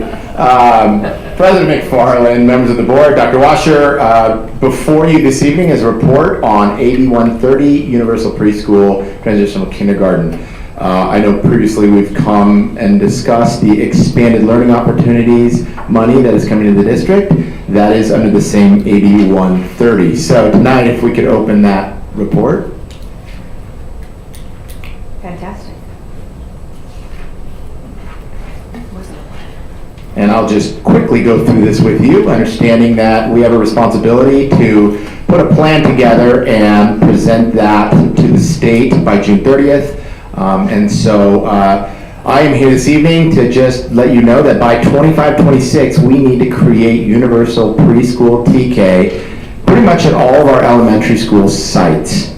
The idea is that we will be able to work with students from age 3 all the way up through graduating from high school. And so we've got some work to do to make sure we put together that plan, which has different components to it. And really this evening, we're seeking direction from you as far as how we move forward from here. So if we could move on to the next We really see the building of what we would refer to as learning hubs. And we think we could put together some great programs for our littles. The idea is that every student would have the opportunity in preschool, transitional kindergarten, up into kinder through 6th grade. And this would really help us build a cohesive plan, and especially focusing on students who kindergarten teachers would tell you often come into kindergarten with they lack some of the important skills, like how to hold scissors, how to sit in a chair, recognizing letters, numbers. And so this provides us an avenue to work with more of our students to prepare them, especially in areas like reading, which is so critical to their future success. So moving forward, let me give you a picture of this assembly bill. There is money for expanding our current state preschools. Lisa Lopez, who runs our state preschools, does an amazing job. This will actually allow us to create state preschools pretty much at every one of our school sites, elementary school sites. This will allow us to focus on 3-year-olds, where often it's our 4-year-olds right now, and get more of our students into those classes. The intention of transitional kindergarten is that it will be ADA funded, and really this is an opportunity for us to move away from our limited number of students who can participate in transitional kindergarten, and it actually, over a 4-year period of time, with 25, 26 being full implementation, we will be able to have 3-year-olds in our preschool programs, 4-year-olds going into our transitional kindergarten classes, and then our 5-year-olds in our kindergarten classes. And so it also allows us a chance to work with some of our community-based organizations. I am someone whose children went through private preschools, and so there's components of this will continue with those relationships as well as we move this direction. If you can move to the next slide, I would just quickly highlight how we believe this rollout can be done successfully. We don't think doing everything immediately plan is a wise way to move forward. We really believe we should build this over the next 4 years. We, as you'll see in 22-23, we looked at the McNair feeder pattern as those schools, some of which have state preschools now, we can take and reallocate those so that they exist at all of our elementary sites in that feeder pattern for McNair. That's really our step one. And then in that second year, which would be 23-24, that McNair feeder pattern would then add the transitional kindergarten. And so taking that model, we would then expand it year after year so that by 25-26, all of our sites would have those programs, and it would be developed over a 2-year period of time. So we start with McNair. We see in the second year we would add that Tokay feeder pattern. Third year, then we would add both Lodi and Bear Creek, and then by year 4, all 4 of those feeder patterns would have our transitional our universal preschool and transitional kindergarten programs up and running. So the only caveat I would put in there for you is not every school site has enough students currently to house a preschool and TK program. So we would have to figure out how to work together, perhaps with other schools, or come up with a creative solution. But we're not there yet. That'll come with time, okay? Moving on to the next slide. Just so you understand what we have to consider, we have to think of our facilities and how we're going to create these learning hubs. We do not want our kids at age 3 to be next to 6th graders. I love 6th graders, but that's not necessarily the best location. So that's why we have a hub approach where we keep our preschool, TK, and kinders in one area. We have to look at those facilities though, because toilets need to be a little bit lower in that age group than others. We have to look at access points, safety for families. We really want families to feel comfortable bringing their children. And so all those things are happening. And I have got to say, Mr. Khan's maintenance and facilities teams, they've been great already as we've been looking at that and creative ways to set those up with our current facilities, but when necessary, how we could add a portable or reconfigure our fencing to keep our kids in a safe environment. So we're doing that right now. We have to consider how we're gonna, next slide, how we're gonna look at enrollment. We have to look at our current enrollment and trends in kinder, and then we also need to look at some of those enrollment analytics. We're working with Power School, which actually tracks birthing rates, and we know where populations of students live. That helps us make sure we set these up properly. And we look at our current preschool programs and where the students who participate live as well. That'll help us as we develop a number of programs. It'll look different at Larson than it might at, say, Davis School because of the number of students who live in those areas. We also have to look at staffing. There are some definite requirements, and I'll just briefly say, early childhood education units are an important part of the TK, teacher credentialing process. We have to look at that. How do we grandfather in those who've already been teaching? Some of that will happen in conjunction with our personnel department. And we're also working with our county in a consortium. The intent is utilize Teacher College of San Joaquin, utilize Delta College, provide those opportunities not only for teachers and their credentialing, but also our preschool teachers and their requirements to get their certification. So that's a piece of it. Moving on, workforce. There's such an overabundance of employees everywhere. We know that we need to look at how we can best put together teams of people to work within these programs. And we know by rolling it out, that's going to be important. So we have to get out there and start thinking about who can work with our preschoolers, who can provide support. And that's a piece of what we want to do in an effective, efficient way, so that at a hub, you may have a preschool paraeducator who also is supporting the TK class because of the types of things they're doing in there. So we're looking at that. We understand that there may need to be some tweaks based on the AB 130 legislation that's going to roll out, and we also want to utilize current employees as they already have their job classifications and utilize those effectively. And then, I briefly said it as we move on. Let me just say this. We realize, next slide, that it is so important that we think through a continuum with our curriculum instruction and assessment. We would love to be able to have a 3-year-old come in and enroll for the first time, and they don't have to go through that process ever again. But more than that, we want to be able to assess and track the success of our students. When you walk into a TK class and you already know the letters that they know, they know the shapes, that they know numbers from 1 to whatever, it really helps when they enter TK. The ultimate goal, again, of when they enter into kindergarten, they are ready to read. They are ready to be successful in an academic program and in a social emotional setting where they are successful and not playing catch up. And many of your Title I sites will tell you this is one of the great challenges that they face when you have a disparity between those who are kindergarten ready and those who are at a deficit. So that's a big piece of what we need to do. And then we're in the process of putting a task force together. You can see it's a pretty inclusive group of people.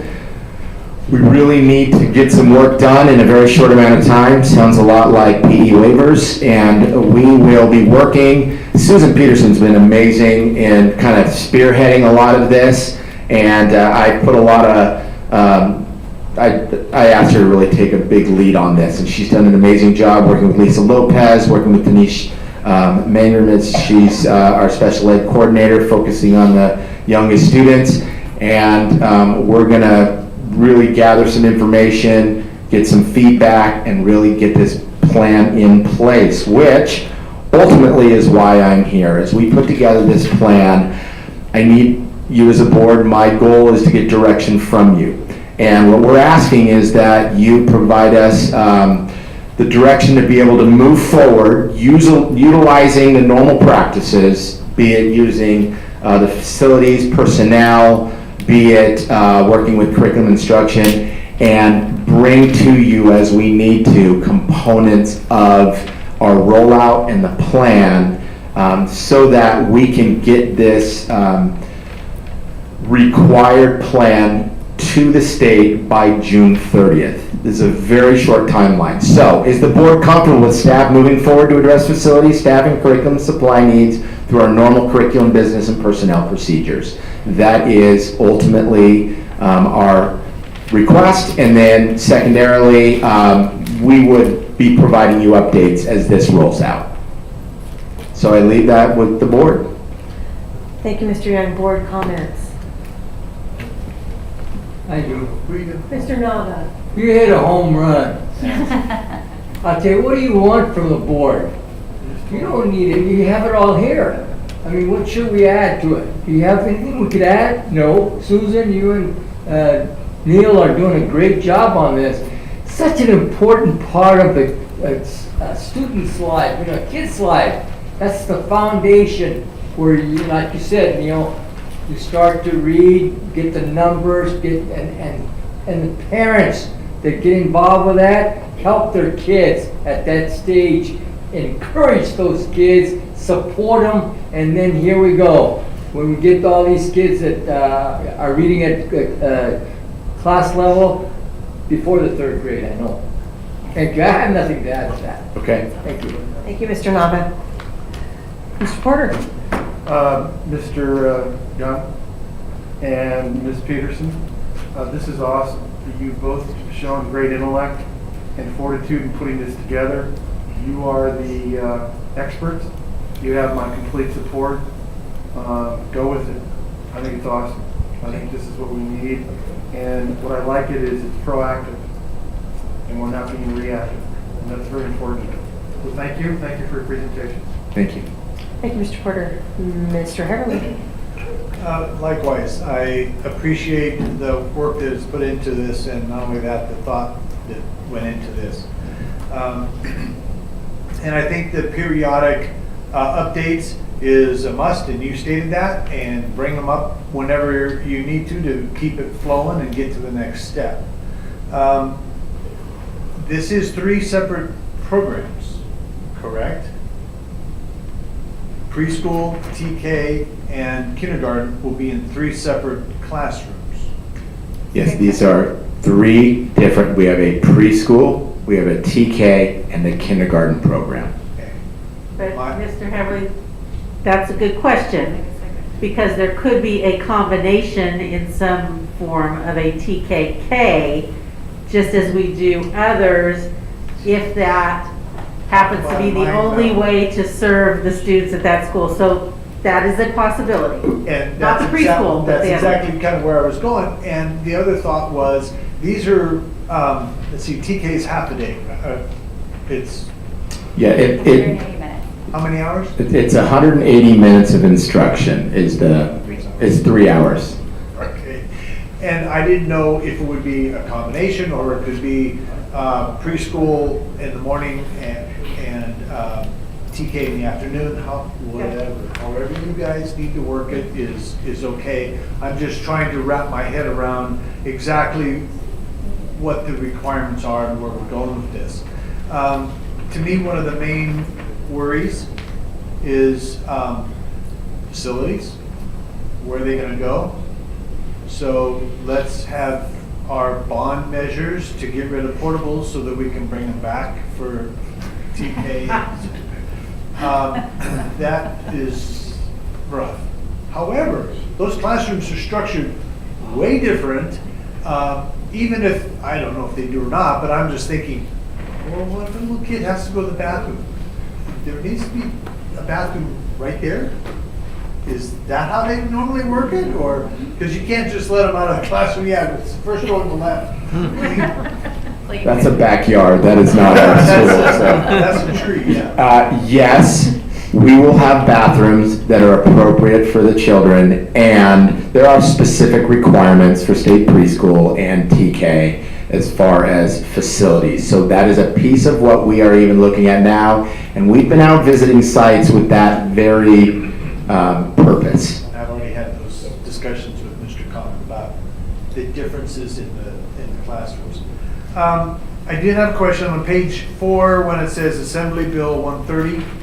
Right under the California State Preschool Program, it says eligibility, 3 and 4-year-old children of low-income families. So currently, So if you're not low income, you don't get to go? the goal is that this would be available to all students who are interested. Right now, when you look at our state preschool programs, they look at low income as an eligibility. Our goal and the way this is going to roll out with state preschool, by spreading it out to all schools, it will be available to all students. One of the caveats is you will be allowed the opportunity, if you are a 3 or 4-year-old, to be in that preschool program. Our goal is that the transitional kindergarten is where a student would end up. There is some ambiguity in the language that a student might be able to stay in the preschool, but the focus change would be this. Right now, with the limited number of spaces and the interest, 4-year-olds are made the priority and 3-year-olds don't get the same opportunities. When this is all done, our goal is that preschool would be the 3-year-olds and then the TK would be for our 4-year-olds. And it would not be to remove students who don't fall under the low socioeconomic category. Okay, very good. You did allude to separation of the students because of age. Yes. And that's all part of the facilities plan, correct? Correct. Because I'm aware that there are certain things that they try to keep the different age group kids separate from the other older kids. Is that their requirement? Is that our thought? Is that how that's going to work? What? Our goal is that there would be a play area specifically for our littles. That's that learning hub model, where the fencing area, where the classroom spaces all flow into that section, so they remain in a separate area from our amazing intermediate grade students and older students. We think it's safe and it's a best practice, and we really think for state preschool and TK, that needs to be a main focus. Yeah, and some of the campuses, elementary campuses, will have a play area for 1, 2, 3 and a separate one for 4, 5, 6. Is that correct? Okay. Let me see if I have any other notes. I'm done. Thank you. March on. Sounds great. Thank you, Mr. Heberly. Any other board comments? Looks fantastic. I appreciate it. I'd like to get some public comments before I'll let you hang out in case we have any questions. Thank you, Mr. Young. Hi, Michelle. Good evening, President McFarland, members of the board. Feel a little bit late to the tea party. There were meetings that were already held and teachers polled before Leah was consulted on many of these things. There are many questions. My preschool teachers asked about coming tonight. My TK teachers asked about coming tonight. I suggested not, due to the hour and knowing what was happening beforehand. They have lots of suggestions on recruitment, facilities, and the plan. On this plan, it seems like some of our state preschool programs, I'm not sure where they are, but I know that we have more than what's listed here. It'd be nice to be able to see where all of your preschools are state programs and all of your Head Start programs are and all of your TK current programs are. The last page that highlights the task force and upcoming meetings was mentioned briefly that we'd have some time to talk and be included in the conversation. However, in talking to one of the administrators when I was stopping by a site, didn't know anything about it, and had just been mentioned that one of the schools was looking at the preschool, and was surprised. So I feel like we're missing in some communication gaps on this. I do know that there's been a lot of talk and work on AB 130, and this is one of the governor's promises to bring early education to more students. So we are very excited about that. We know that our programs are good, and we do have many teachers that are involved, want to be involved in the TK program. I'll point out and remind you that approximately 4 years ago, the TK teachers got together and said, we want our own report card, we want our own curriculum. They worked together, they developed their report card, they looked at curriculum, they adopted it, came through curriculum council, and they like it. They like the updated version, and they had lots of questions about when they get to do that. So you have a phenomenal staff that is interested in this and has been advocating for this for years. However, we don't feel that we've been included in the conversation at the district level. And going forward, can you back up 2 slides? I think it talks about the grandfathering in of other teachers. There is specific language. Here is a perfect opportunity to bargain and negotiate teachers that are very interested in early teaching the littles. It takes a special breed, let me tell you. You've got some phenomenal teachers. But if we were able to set them on the program for getting those ECE units now, why are we outsourcing to Teachers College already instead of looking within and developing that? So I think we need to really look at how can we keep our teachers here in a program that they want to teach. I think there's some holes in what is here. We are excited for it to come forward, but we feel that it's not a comprehensive view of everything. We still want to know where exactly. We were told that preschool would be rolling out first, and not any TK, but we see the TK in the next year. We also see, why are we, if we've heard of the inclusion program being expanded in Lodi, but don't see that on here. So we feel like there's some gaps, and we'd like to be included in that conversation, or we'd like some of our experts included in this conversation earlier.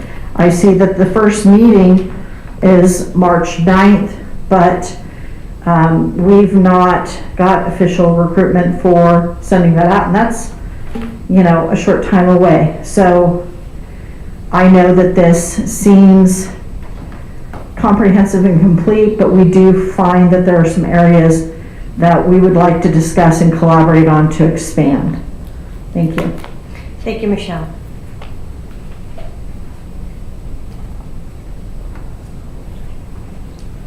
Hi, come on up. Welcome.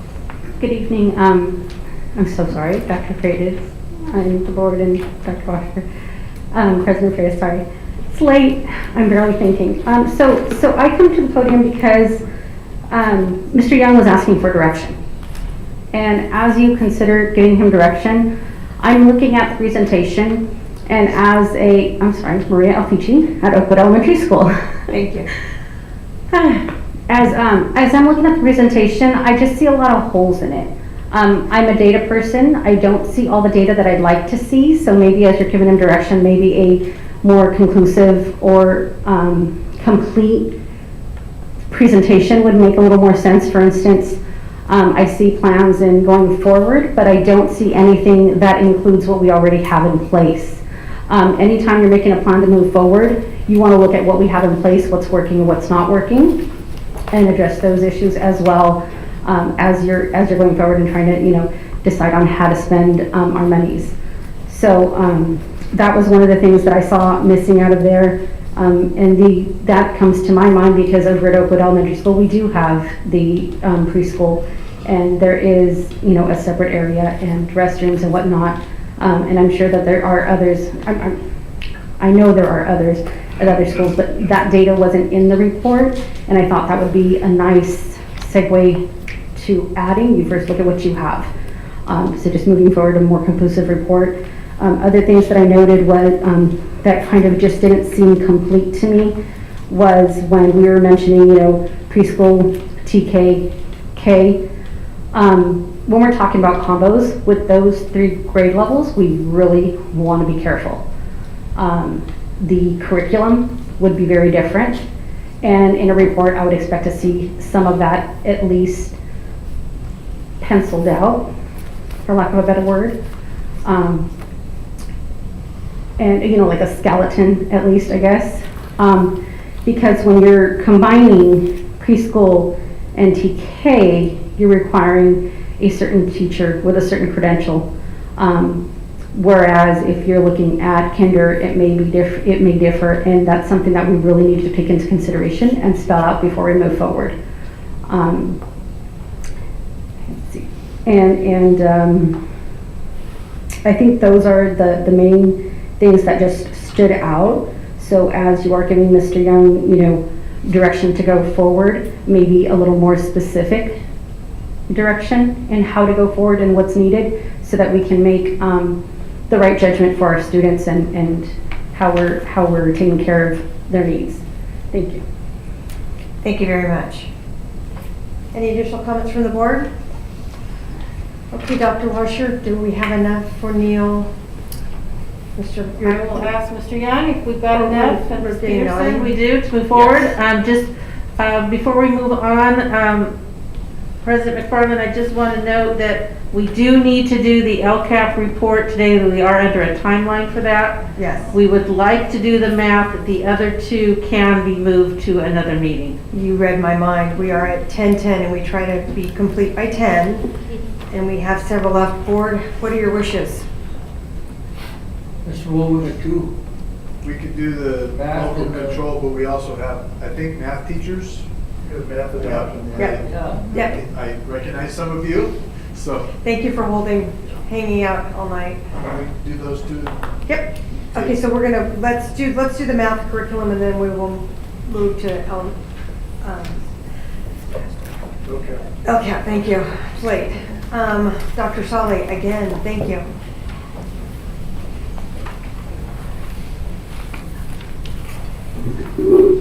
Thank you, President McFarland, members of the board, Dr. Washer.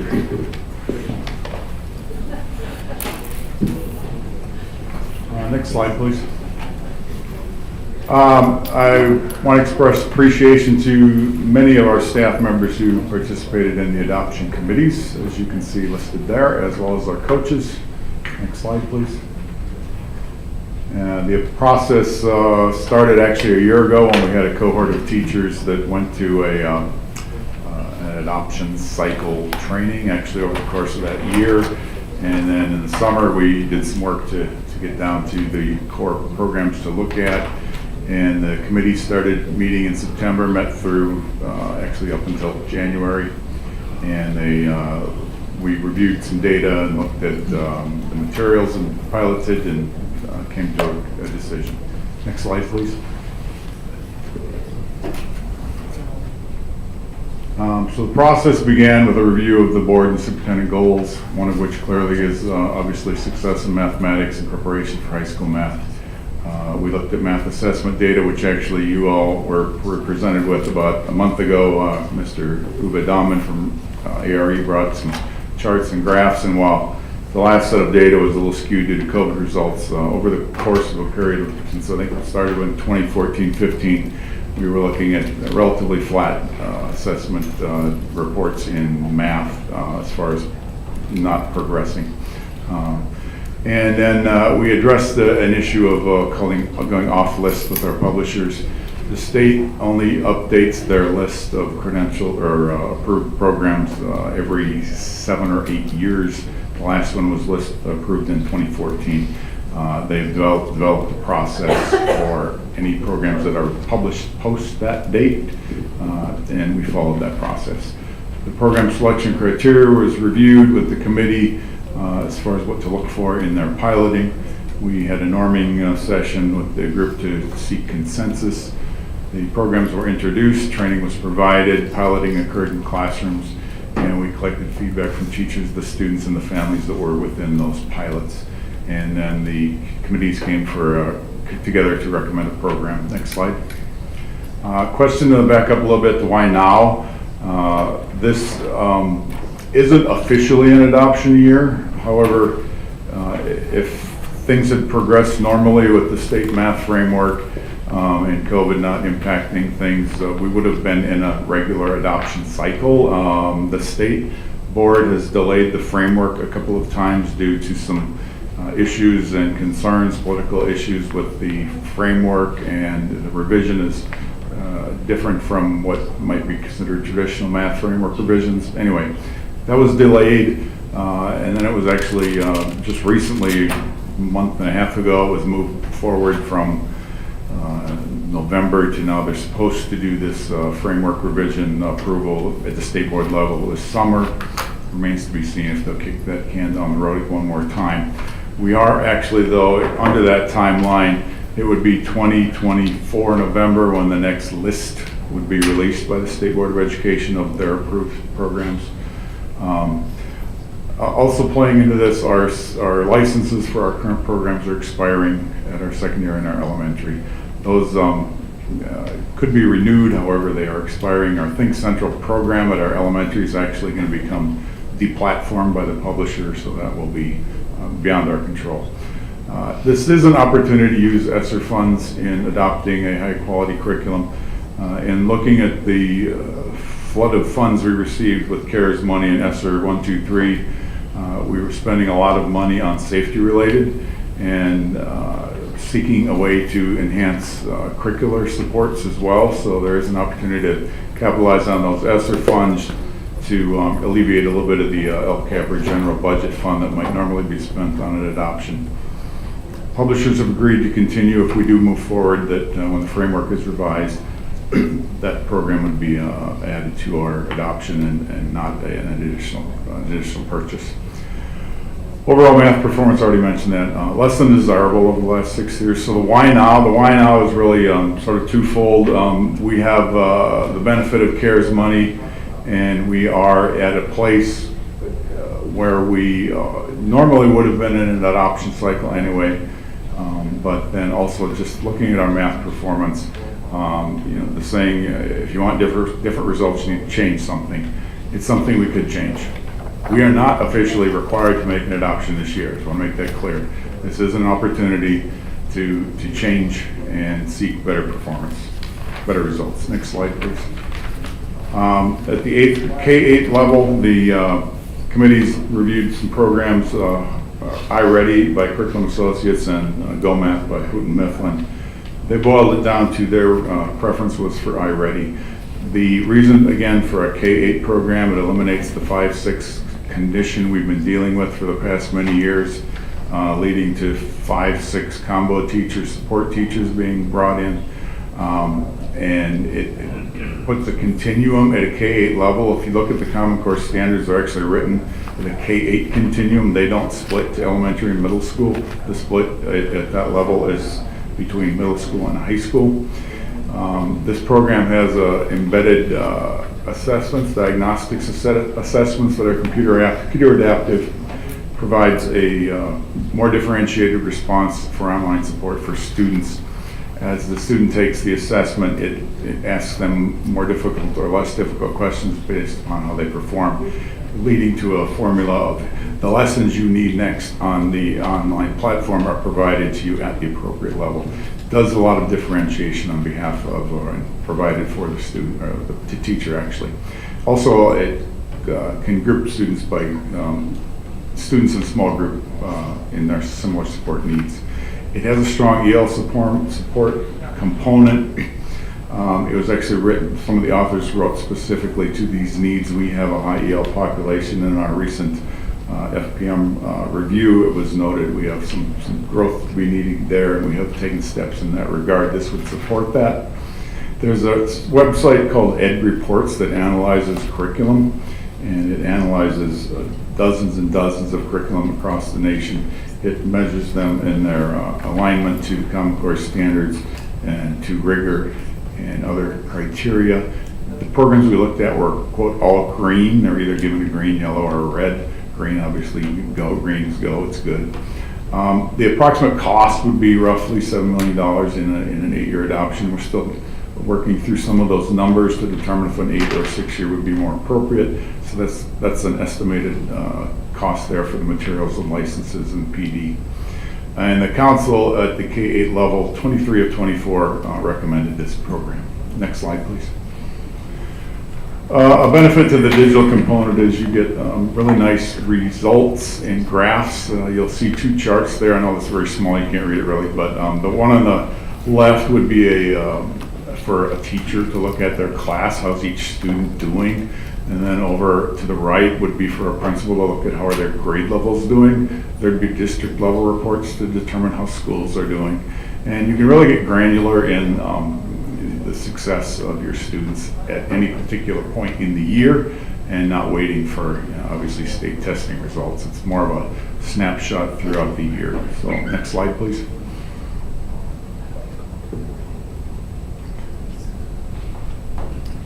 These are the ed reports I mentioned earlier. You'll notice that they're all green. The scores range in the K-5 or 8 grades. They're almost all at the top of the scale. Next slide, please. And the other ones that didn't fit on the previous slide are also at the top of the scale. I think the only one that's not quite at the top in this one, the bottom, the usability, they get the low end of the high score, the low end of the green range. Everything else is at the top, I believe. Next slide. High school. Shifting to high school, we look at integrated math 1, 2, and 3. And I know there's been some discussion about what about high school math. High school math is another topic entirely. We were looking at what are known as the core grade level programs, which at high school level are math 1, 2, and 3. High school math technically is not a high school level. It's for students who are struggling and trying to reach high school level. So we looked at these courses, and the programs we looked at were Carnegie Learning, and the other one that was in the pilot was Open Up. It's another program that was not selected by the committee to move forward as a new program if we were to go with a new program.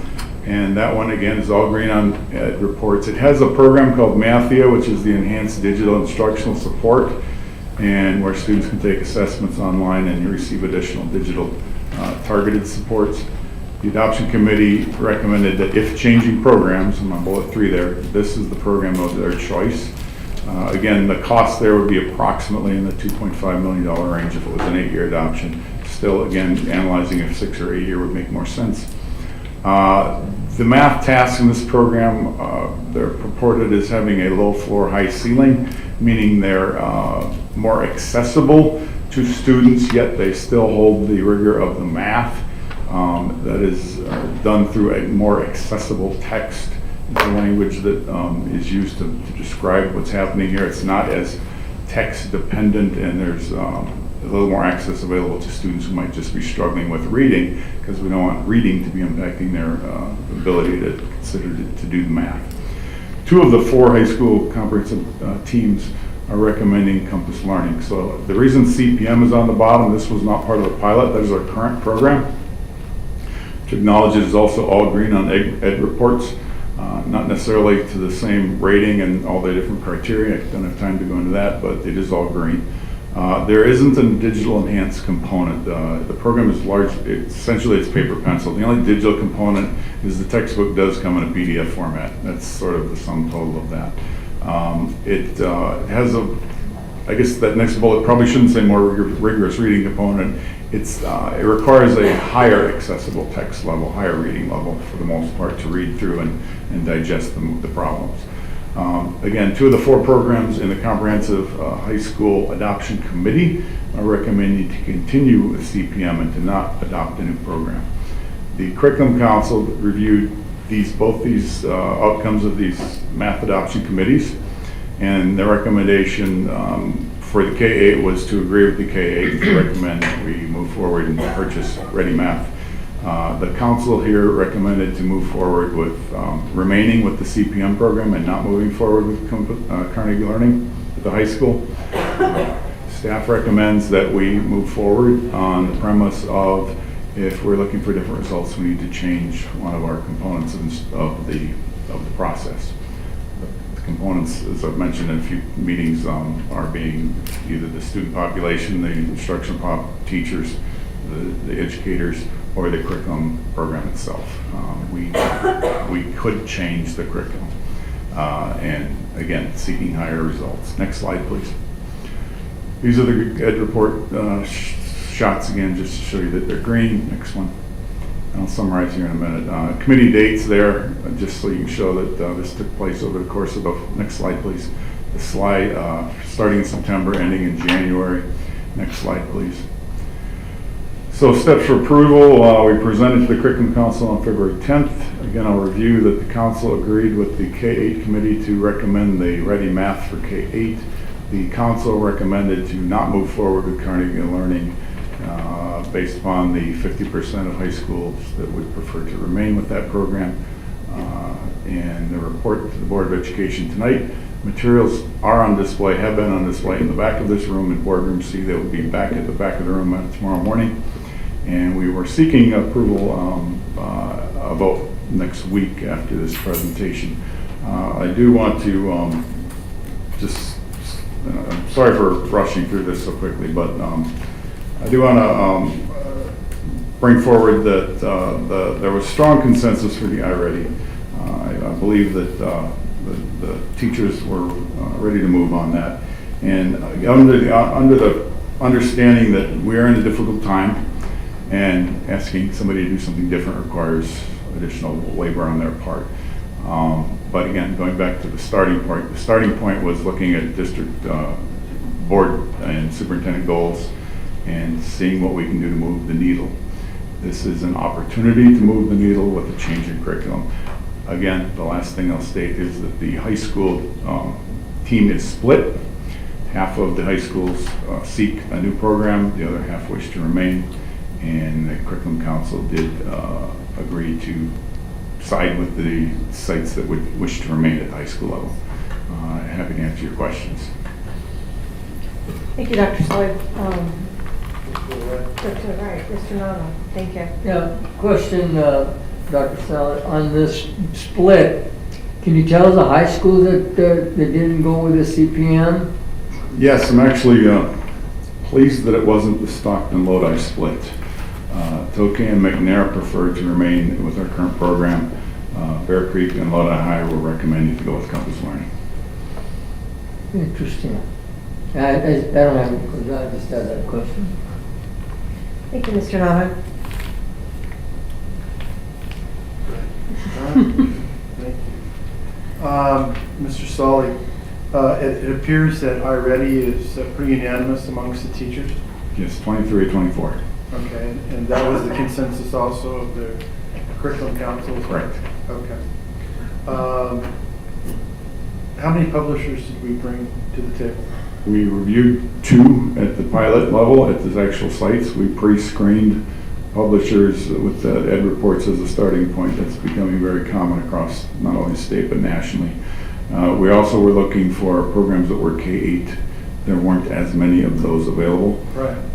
So the primary, years ago, the vetting process could potentially exist at the adoption committee level. I mean, when I started my first adoption committee in '91, I think we had 9 programs. It was quite unwieldy, but we didn't have sources like Ed reports to do the vetting ahead of time. So we took advantage of that this year. So we did pilot it at both spreads, K-8 and high school, 2 programs. Okay. So then the issue is the high school. Yes. Where you had both a Curriculum Council voted not to go with Carnegie, is that correct? Correct. And also there was a 50-50 between the school professionals that teach the course. What does the county recommend? The county actually doesn't recommend, I actually had an email from the county director. She promoted that she doesn't recommend. She does favor programs, but she does not want to influence a school district's self-prerogative. Right, but the county does offer some type of high school math program, right? Their one program, I'm not actually certain what their one program. Okay. I believe it actually isn't necessarily, each one program has some autonomy. Can you humor me a little bit, because it's been a while. We offer what, math, 1, 2, 3, is that correct? Yes. And then we offer core, is that correct? Math? Well, there's high school math, which is for students struggling, and So it's high school math, high and school we math. offer math 1, 2, 3. And math 1, 2, 3, and then after that it gets into the pre-calc and the calc and the Okay. and the AP And then courses.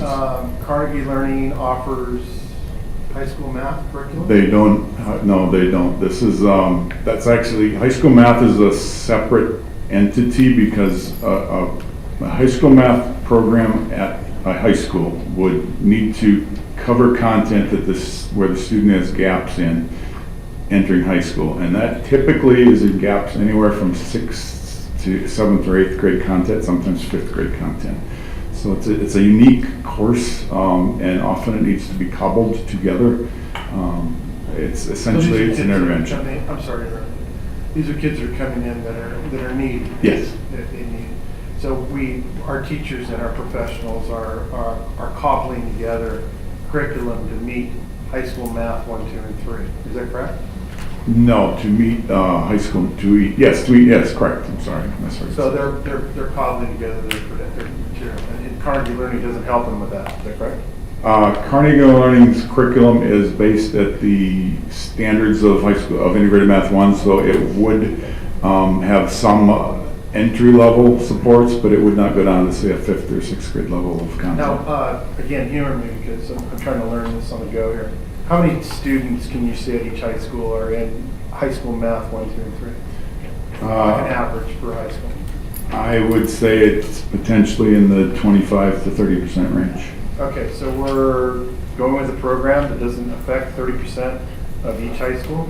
Well, the high school math course itself would be a separate adoption committee for that purpose. Well, you brought it forward tonight, correct? Not high school math, no. Well, why are you presenting it to us then? I'm confused. No, the high school math. The term, I think, is confusing. High Yes. school math is a I'm class. sorry, correct. Right. And One class that isn't covered by a core program. The core program is integrated 1, 2, 3. Correct. And then Carnegie Learning handles that, but not the high school math. Which is true of most programs because they address core content, not remediation. Okay. Thank you. So my understanding is that all we're looking at is core. Correct. 1, 2, and 3, and we had a 50-50 split. Correct. There, got it. Okay, but we still have 30% not getting any new materials. They would maintain next year what we've been using this year. So next year, Well, they're not getting any new materials. no, they're not getting any new materials. Okay, so is there in the horizon, and again, you're the expert, are we looking at a math adoption down the road here, statewide? Is there a new framework coming out? The framework hopefully will be brought forward to the state board this July. This July. So we're looking at 2023 or? The current State Department timeline for the instructional materials adoptions, what they call it, Right. is November of 2024.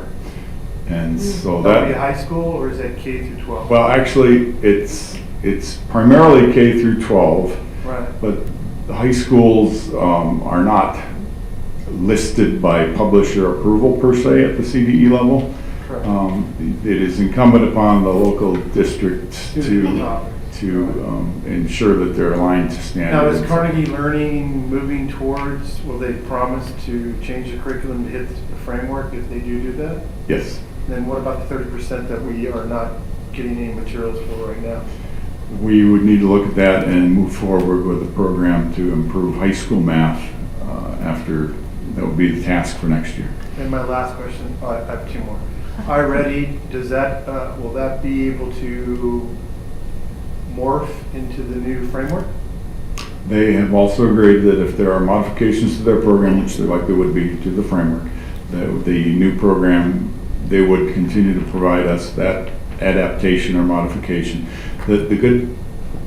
A benefit to changes in publishers, this is sort of across the board, It's become where the student book is digitized Right. and therefore can be changed frequently, regularly. And the textbooks are no longer hardcover, they're consumables. Right. So the ability for publishers to be nimble and more flexible is readily available. Well, I always hated where the book was the guide to the class, that the teacher was the driver behind the content, and they used the book as supplement. That was kind of my philosophy.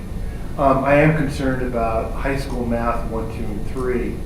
I'm fine with the professionals on the K through 8.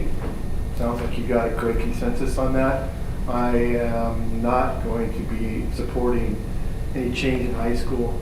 I believe, just in the back of my mind, I remember doing this with science when we did adoptions, that if they're going to be changing, we're going to have more publishers at the ready down the road, maybe at the high school level, maybe covering math 1, 2, high school math 1, 2, and 3.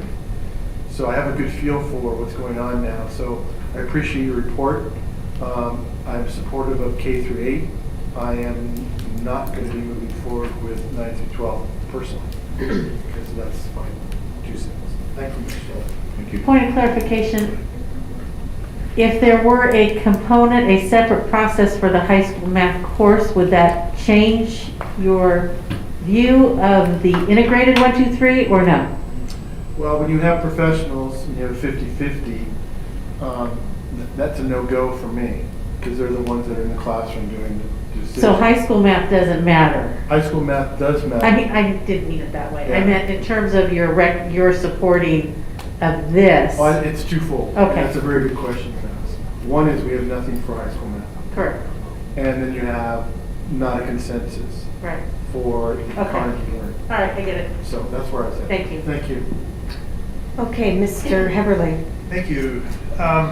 When we made the jump or a step backwards, it depends how you look at it, with Math 1, Math 2, Math 3, I was kind of concerned about the pathways and how they all flowed.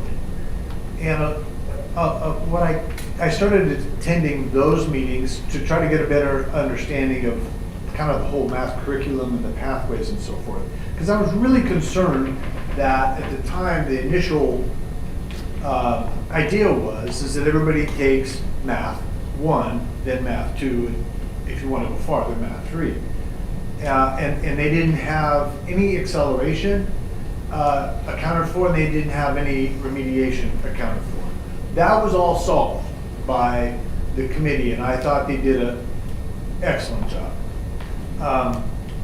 But what I got out of that was a lot of the things that you do in 7th and 8th grade determine where you go 9, 12. Do you see, if we do the iReady K-8, do you see that changing too much?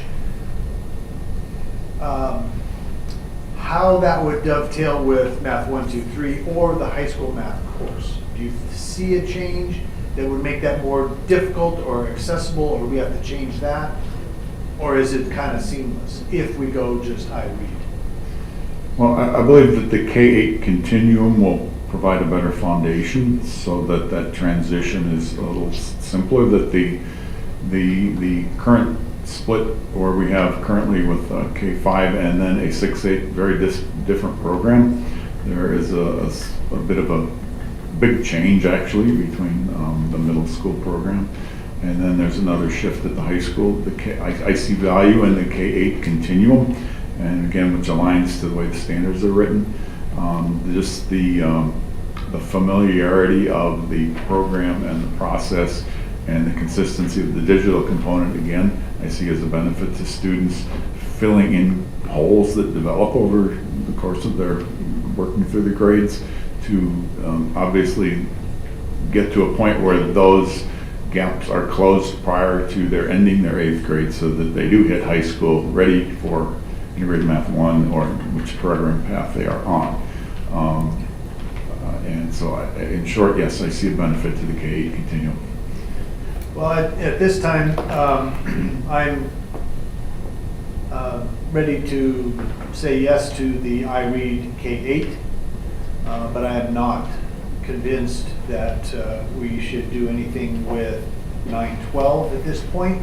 And I think it was alluded to earlier, is that maybe once we get a little bit closer, there'll actually be more publishers online to try to make the change. So anyway, in short, I say yes, K-8 I read, and no, 9-12 change. Thank you, Mr. Everly. Any other board comments? Thank you, Dr. Sally, and all the elementary, secondary teachers that worked so hard on this, and our math instructional coaches. This was a lot of work going over, a year and a half's time, and we greatly appreciate the work and the recommendations. Thank you. Thank you. Thank you, Mr. Freitas. I would tend to agree that I like the iReady for K-8. My question would be on the high school arena, not being a math teacher, when you've got to split the way you do, 2 for it, 2 against it, where did we miss the mark, or did we miss the mark? Maybe schools need different things, and where do we bridge that gap? And I would really, maybe the next presentation, want to hear from the high school people that were on it to really kind of find out, or maybe you can figure that out and get that to us. Got a lot of hands in the background, and that's, I mean, I don't know that they were wrong, but I think we all probably have some questions, and I appreciate all those math teachers that have hung out all night. Dr. Shelley, it's your call if you would like to have them weigh in, or you want to wait till you go back and do some tweaking and bring it back to us. I defer to their expertise, but I think in what you're asking will be brought forward in the next few minutes. Perfect, that's what I wanted to hear. But that's probably, for me, that's going to be the piece that I need. And just briefly back to the high school math issue, it is definitely a need to be looked at specifically and honed in on specifically. The problem of students not being ready for high school math doesn't start in the 9th grade. So we need to tackle it through a K-8 continuum program, and we need to resolve, ideally that high school math course itself should dissolve over time if we've got our processes in place. Fantastic. So your next steps would be, what are you looking for from us, Dr. Washer, Dr. Solly? I mean, The next steps, Madam President, members of the board, would be for us to bring this back at another meeting for action, for you to approve whichever or any of the programs. wonderful. And I would ask that maybe we can get some math teachers for us next time to answer questions also. I know they're here tonight. I don't want to turn it into a forum, but it's, I know it's late. I know they're late and they've stayed. I think it's important. I do too. So without turning it into a forum, do we have the opportunity for public comment on this? So maybe they could fall under public comment, math teachers. We'd love to hear from you. Come on up to the, if you could tell us your name and what school and what you actually teach, so that gives us a little more information. Look at them, they're all coming. I love it. Absolutely. Bruce Johnson, I'm from Lodi High. I teach high school math, which is a remedial 8th grade level course. I teach Math 2, which is a sophomore level course equivalent to geometry. And I teach 3+, which is a course that is put together between Math 3 and pre-calculus to get them on board for calculus. So you have a full day? That's putting it lightly. Go ahead. I used to have a 7th period as well. So. Thank you. All right. To, I think, clarify a little bit about high school math, our current high school math curriculum comes from CPM, which is our current high school level math curriculum. We use their 8th grade level textbook for our high school math level course. Carnegie Learning is willing to not only provide us 8th grade level, but to help create what we want for that course. So I took part in all of the meetings for the piloting committee. I wasn't part of the curriculum council or the cohort that chose, but from start to finish, I followed through with all the meetings and piloting all the materials for the high school level. I think our 50-50 split came from half of us were emphatic yes for Carnegie, and half of us voted no, but don't use the current curriculum as it is prescribed.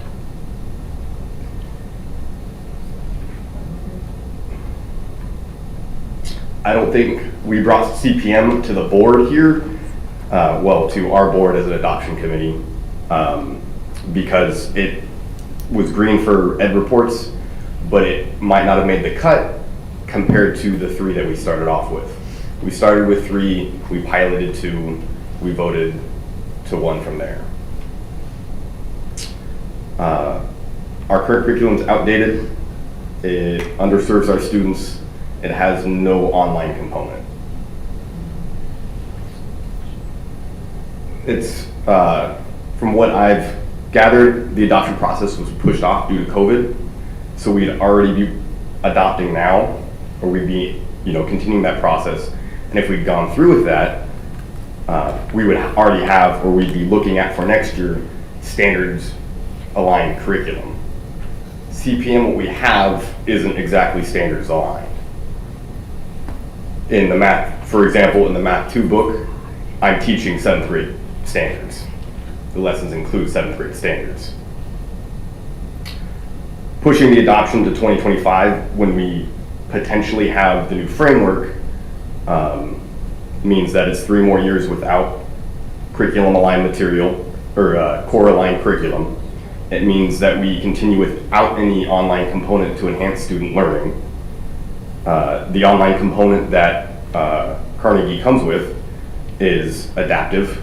It provides instant information and data to teachers, real time, and stuff that we can process later to inform instruction, to inform next steps, etc. It's adaptive, so as students progress, it progresses with them. If they need remediation or if they need to spend longer on something, it automatically does that. It's a supplement, it's not a replacement. And then the last thing that I would say is that at Lodi High, we lost a teacher. They left Lodi High, specifically because the final straw for them was that they felt like we weren't going to move forward and they did not want to deal with CPM any longer. They told me that, if they felt like we were moving forward with an adoption, that would have been the thing that would have gotten them to stay at Lodi High. And they're I feel like Lodi High took a big loss with them. So. Appreciate it. Absolutely. Thank you. Hi. Hi. I'm Ann King. This is my 30th year in the district teaching math. I teach high school math, Math 3 plus, Math 3. I've taught pre-calculus in the past. I've been department chair. I've been on probably 5 adoptions. I'm not on this committee due to the short notice given as to we were adopting or weren't adopting. There was some back and forth on that at one point. So a big concern is that high school math class. If we're looking to improve math scores, that should be our focus, and that seems to be the one course that was overlooked. These are the kids who are below grade level. They need the most support, and we just left them out of the whole process. So to me, that's one big problem. At our site, that's 30% of the students. That's a lot of kids who are totally overlooked in this whole process. Satinder Singh, who is from the county, she actually did say, if you can wait to adopt because there'll be more things coming down the line. We were only given a few things to look at. I went through them. I've always, there's always like a trepidation when there's an adoption of, it's a lot of work. I'm always up for a challenge but I don't see a lot of good out of this sequence of problems. I've looked through them. I've gone through different things. We've talked to the people who piloted. One of the things that you need to understand is that the 2 schools that piloted the Math 1 level were McNair and Tokay, and they were the ones that had the biggest problem with the curriculum because they felt it was too high. It was made unnecessarily difficult. The schools who piloted the higher levels of the book, they were happy with it. So that was one of the things that came out from the piloting teachers that didn't like it. They didn't like the lower level. They felt it was too difficult. And I'm speaking also for, this is basically what our department chair, Aggie Smith, presented at Curriculum Council. She couldn't be here tonight, so I'm kind of reading over her notes. In terms of Mathia, what she got from it when she was piloting is it is repetitive, cumbersome, and forces students into doing one way of doing a problem, often not the most efficient way. So if you don't do it Mathia's way, it doesn't like it, it kicks you back. When we all know in math, the beauty of math, there's one answer, but there's many methods of solving. So a program that's interactive and digital is great, but it should also allow for a little bit of freedom in how it's, how you do your work. Those are kind of the big ideas. I did want to touch on something that Mr. Heberly talked about, and that was acceleration of these honors classes. So like right now, that I don't know how that's going to look either. How are we going to incorporate 3+, getting those kids into those upper level classes? Because if we have a new adoption, and how do we get them into pre-calc, and also at the 8th grade level, what is the plan for the 8th graders to put them into math 2 as they currently are? So I don't know if that's even been talked about, but thank you, Mr. Heberly, for bringing that up, because we haven't had a lot of chance to think about some of those things as well. So those are all big topics, because we don't want to, limit our students from getting up to that AP and, calculus classes. So thank you. Thank you. Thank you. Yeah. Hi, welcome. Hi, I'm Amy Brown. I'm also at Tokay High, and I just want to add on to what Ann was saying. I was on the adoption committee. I was not able to pilot the book because the only math classes that I teach this year are pre-calculus, because I'm also teaching an engineering CAD class. And so I don't have a math 1 or 2 or 3 class to pilot. So Aggie Smith, department chair, graciously offered to pilot the math 1. But I wanted to talk honestly more about how we got to that 50-50 split, because we had, I believe, 4 representatives from Lodi High, and then 1 representative from McNair, 1 from Bear Creek, and then just the one, me, from Tokay, until Aggie started joining after she piloted. And initially, we all used individual kind of votes to see where we were, and the 4 from Lodi High wanted the Carnegie, the 1 from Bear Creek wanted the Open Up, and then McNair and Tokay wanted neither. We didn't like either program. And then from there, because there were 4 votes, even though they were all from a single high school, for Carnegie, that's how they decided that we're gonna drop Open Up and then between the 2. And that's how Bear Creek, so Bear Creek, their first choice really wasn't Carnegie, it was Open Up. But once Open Up was eliminated, they didn't want CPM, so they voted for the Carnegie. And I just feel like this whole process was rushed. We were told it was consensus, and then it wasn't consensus, and it just continued to move on. And honestly, I wish that I never even had joined the committee, because I feel like I wasted my time and energy there. Sorry. Thank you very much. Hi, Jen Castle, Tokay. I'm not a math teacher, thank God. But I am on curriculum council, and I'm gonna keep this really fast because I know it's late. But I got up here before during the PE exemption to talk to you about participatory government, right? And to talk to you about representation. Curriculum council is a proud group of very dedicated teachers that consider these issues at our quarterly meetings. We had a very spirited debate and discussion. And I am here to represent the frustration, I think is the best word, for having this move forward anyway, regardless of what Curriculum Council had to say. I'm glad that Curriculum Council was represented here and that was shared with you. But it's frustrating to see this committee work and to be under the impression that this is truly collaborative, and then it moves forward anyway. And I have text messages from a lot of my Curriculum Council colleagues where they were surprised to see this on the agenda. I always root for this district to be collaborative. I always root for this district to be innovative. And when you move that needle, man, no one likes to see that needle move more than me, okay? But you don't move that needle without teachers and without your representatives, okay? So I just wanted a reminder of that, and I feel like I owe it to Curriculum Council to say the work that we do there is important, and I would like you to honor that. Thank you. Thank you very much. Here she comes. Hi, Michelle.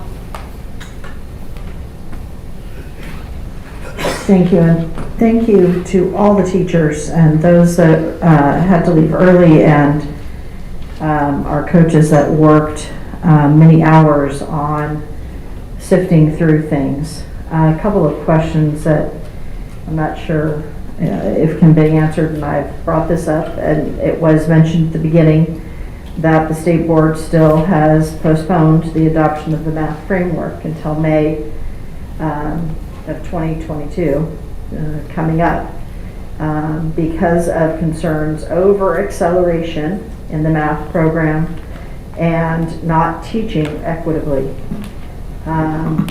There are concerns with my C&I committee on state council in adopting materials after the revised frameworks, or I should say us purchasing before the frameworks are revised as they are addressing some of the acceleration. So my question is, in the report it talks about the publisher will change from their national program to once the California state adopts the frameworks that we'll get the California version. What will we do if that version is not adopted or suggested, recommended by the state of California on the curriculum? So a question I have as we look at this AU process, and publishers usually come out after the revised framework, so we know that there will be more. Will we be just looking at getting that revised version, or will we be re-looking at all math adoptions through the... I think those are good questions. I think they have work to do. And I think those answers will be forthcoming. Is that fair to say? I would address that the framework is not a revision of the standards. It's a revision of some things as Zorgan referenced. There's going to be issues around equity. There's going to be issues around acceleration, about how the math, the concepts around how we proceed through the math programs. But the standards themselves, Common Core standards, are not up for revision. It's really the California's response to its math conditions. So the publishers have agreed that when those revisions are announced, or framework changes are announced, that if any changes that would be incumbent upon them to improve their program to align to that they would be part of the program that we are currently adopting, and wouldn't come at an additional cost. So it would be factored into the process. So teachers would just turn over one edition to a new edition, kind of? Yeah, so again, simplified is everything that's digital now is can be updated tomorrow. And they would then provide a new teacher's manual if necessary to provide that for staff. As I mentioned earlier, fortunately the students' edition is already consumable paperback, so that wouldn't be a problem.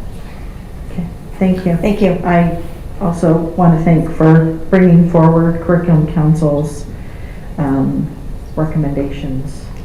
Thank you, Michelle. Any additional questions for Dr. Sahn? Okay. What do you need from us? Nothing at this point, it'll come back. Okay. Thank you very much. I do request that it comes back so that we can potentially approve one and not the other. Absolutely. Okay, thank you. Perfect. Thank you, Mr. Heatherly. I'm sorry, are they both coming back, or is it like one coming back?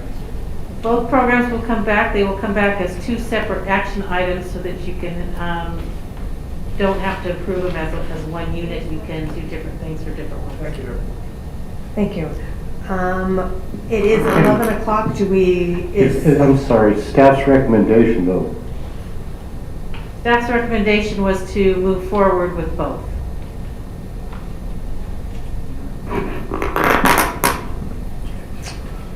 Okay, it is now 11 o'clock, and we're going to continue. We need LCAP to go. We must, okay. Dr. Saleh. I'd like to have Dr. Seha join us. I don't believe this will take that long. We have a requirement to provide you an annual update, and Dr. Seha has been meeting with our stakeholder groups, getting input, and very important, so I don't want to treat this lightly, but it's been a process that's ongoing. And again, you'll probably see us in not too distant future with some more LCAP presentations. This one is speaking specifically to the supplement to the annual updates. Dr. Seha. Can we go back to the reports? Open up the 4th attachment, please. All right, so this is the mid-year LCAP update. Assembly Bill 130 requires districts across the state to present the following 3 documents at a regularly scheduled board meeting occurring on or before February 28th, which is right around the corner, hence why we're here at 11 o'clock. So we'll try to keep this as brief as possible. The 3 documents we included in the report item are the supplement to the annual update, and then the LCAP mid-year report and the mid-year expenditure report. Next slide, please. Oh, right there. All right, the LCAP metrics. This was an update on available data based on the release of the data quest reports. As you may know, the dashboard was canceled during this due to COVID, but they did release a variety of reports on data quest. We were able to provide updates on the metrics in the LCAP. As you can see here, there are several metrics that are still unknown. There's some that have improved or maintained, and there's several that have decreased from prior year outcomes. So 5 metrics are still to be determined, 18 have maintained or improved from prior year outcomes, and 7 metrics have decreased from prior year outcomes. Next slide. As we're only halfway through the year, LCAP expenditures are not spent down to 0. So we do have many actions that are still in progress. We were required to report to board on how we're doing on LCAP expenditures. There are 0 LCAP actions that are completed, 26 are in progress, and we expect that they'll be spent down by the end of the fiscal year. And there are 2 LCAP actions that are yet to be started. So we expect to start those in the near future.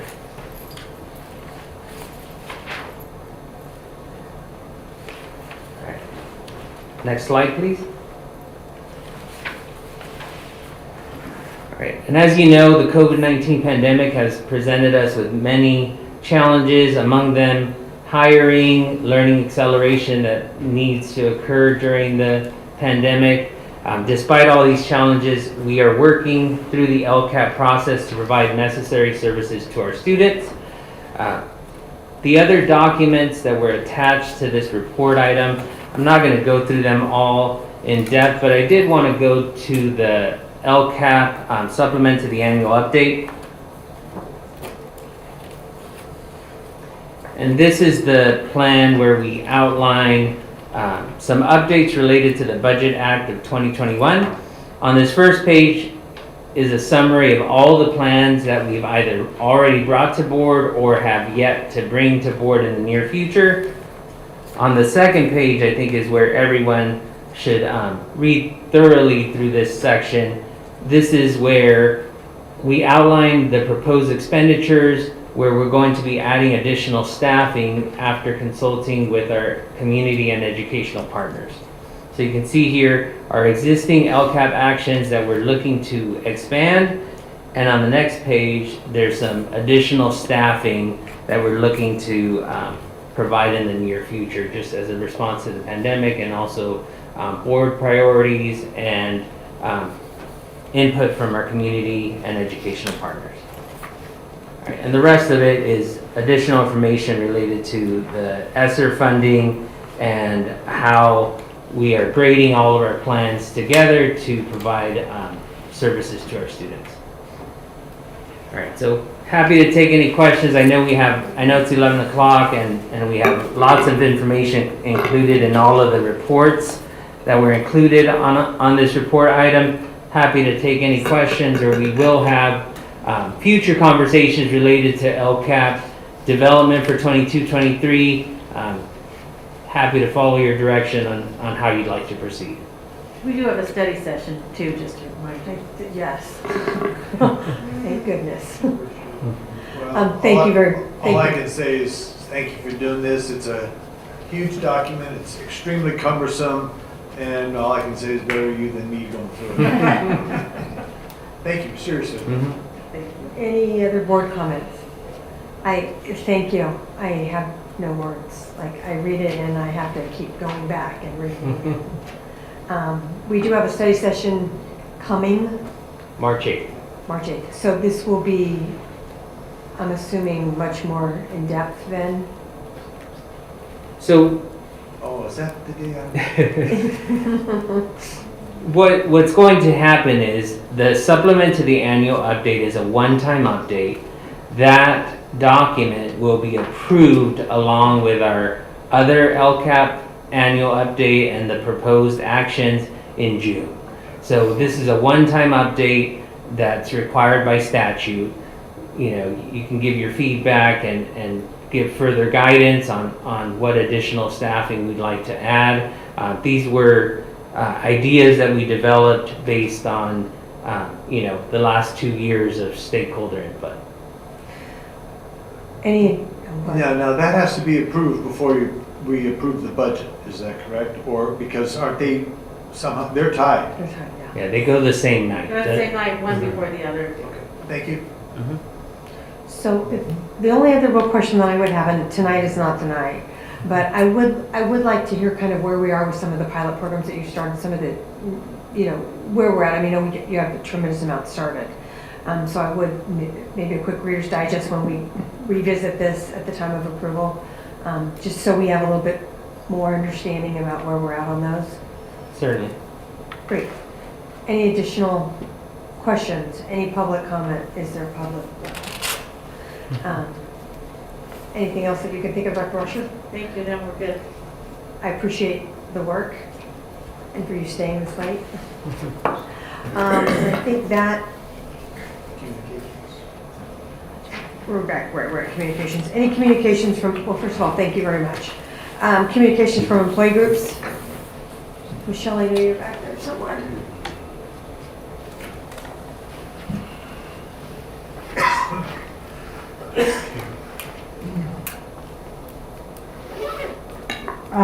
Good evening. Thank you for the opportunity. As one of my colleagues said, I've got to be at work at 4, so he had to leave. We do appreciate the involvement of comments tonight. Thank you very much for including public comments in the items and opening it up. It's late, and I'll send you some personal notes on tonight. Thank you. Great, thank you. Thank you very much. Comments from board?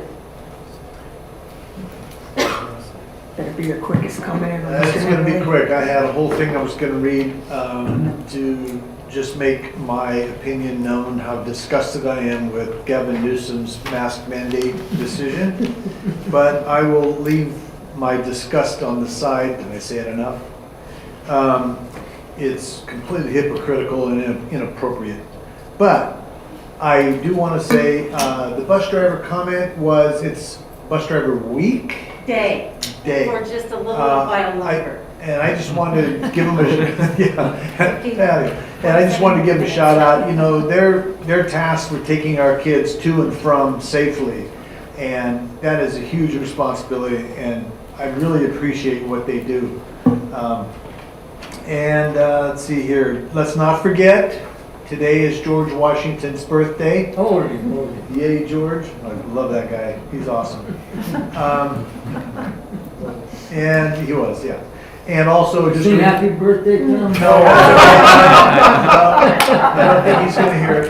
Not a personal friend. My last comment is there is a crab feed this Saturday, just as a reminder, so I'm done. Thank you very much. Thank you, Mr. Everly. Any other board comments? Well, I'd like to wrap up by saying thank you to our cabinet who always stays late, comes in early and gets it done in spite of everyone being aggressive and loud at our meetings. So I do appreciate it. You take a lot of heat and this board appreciates you.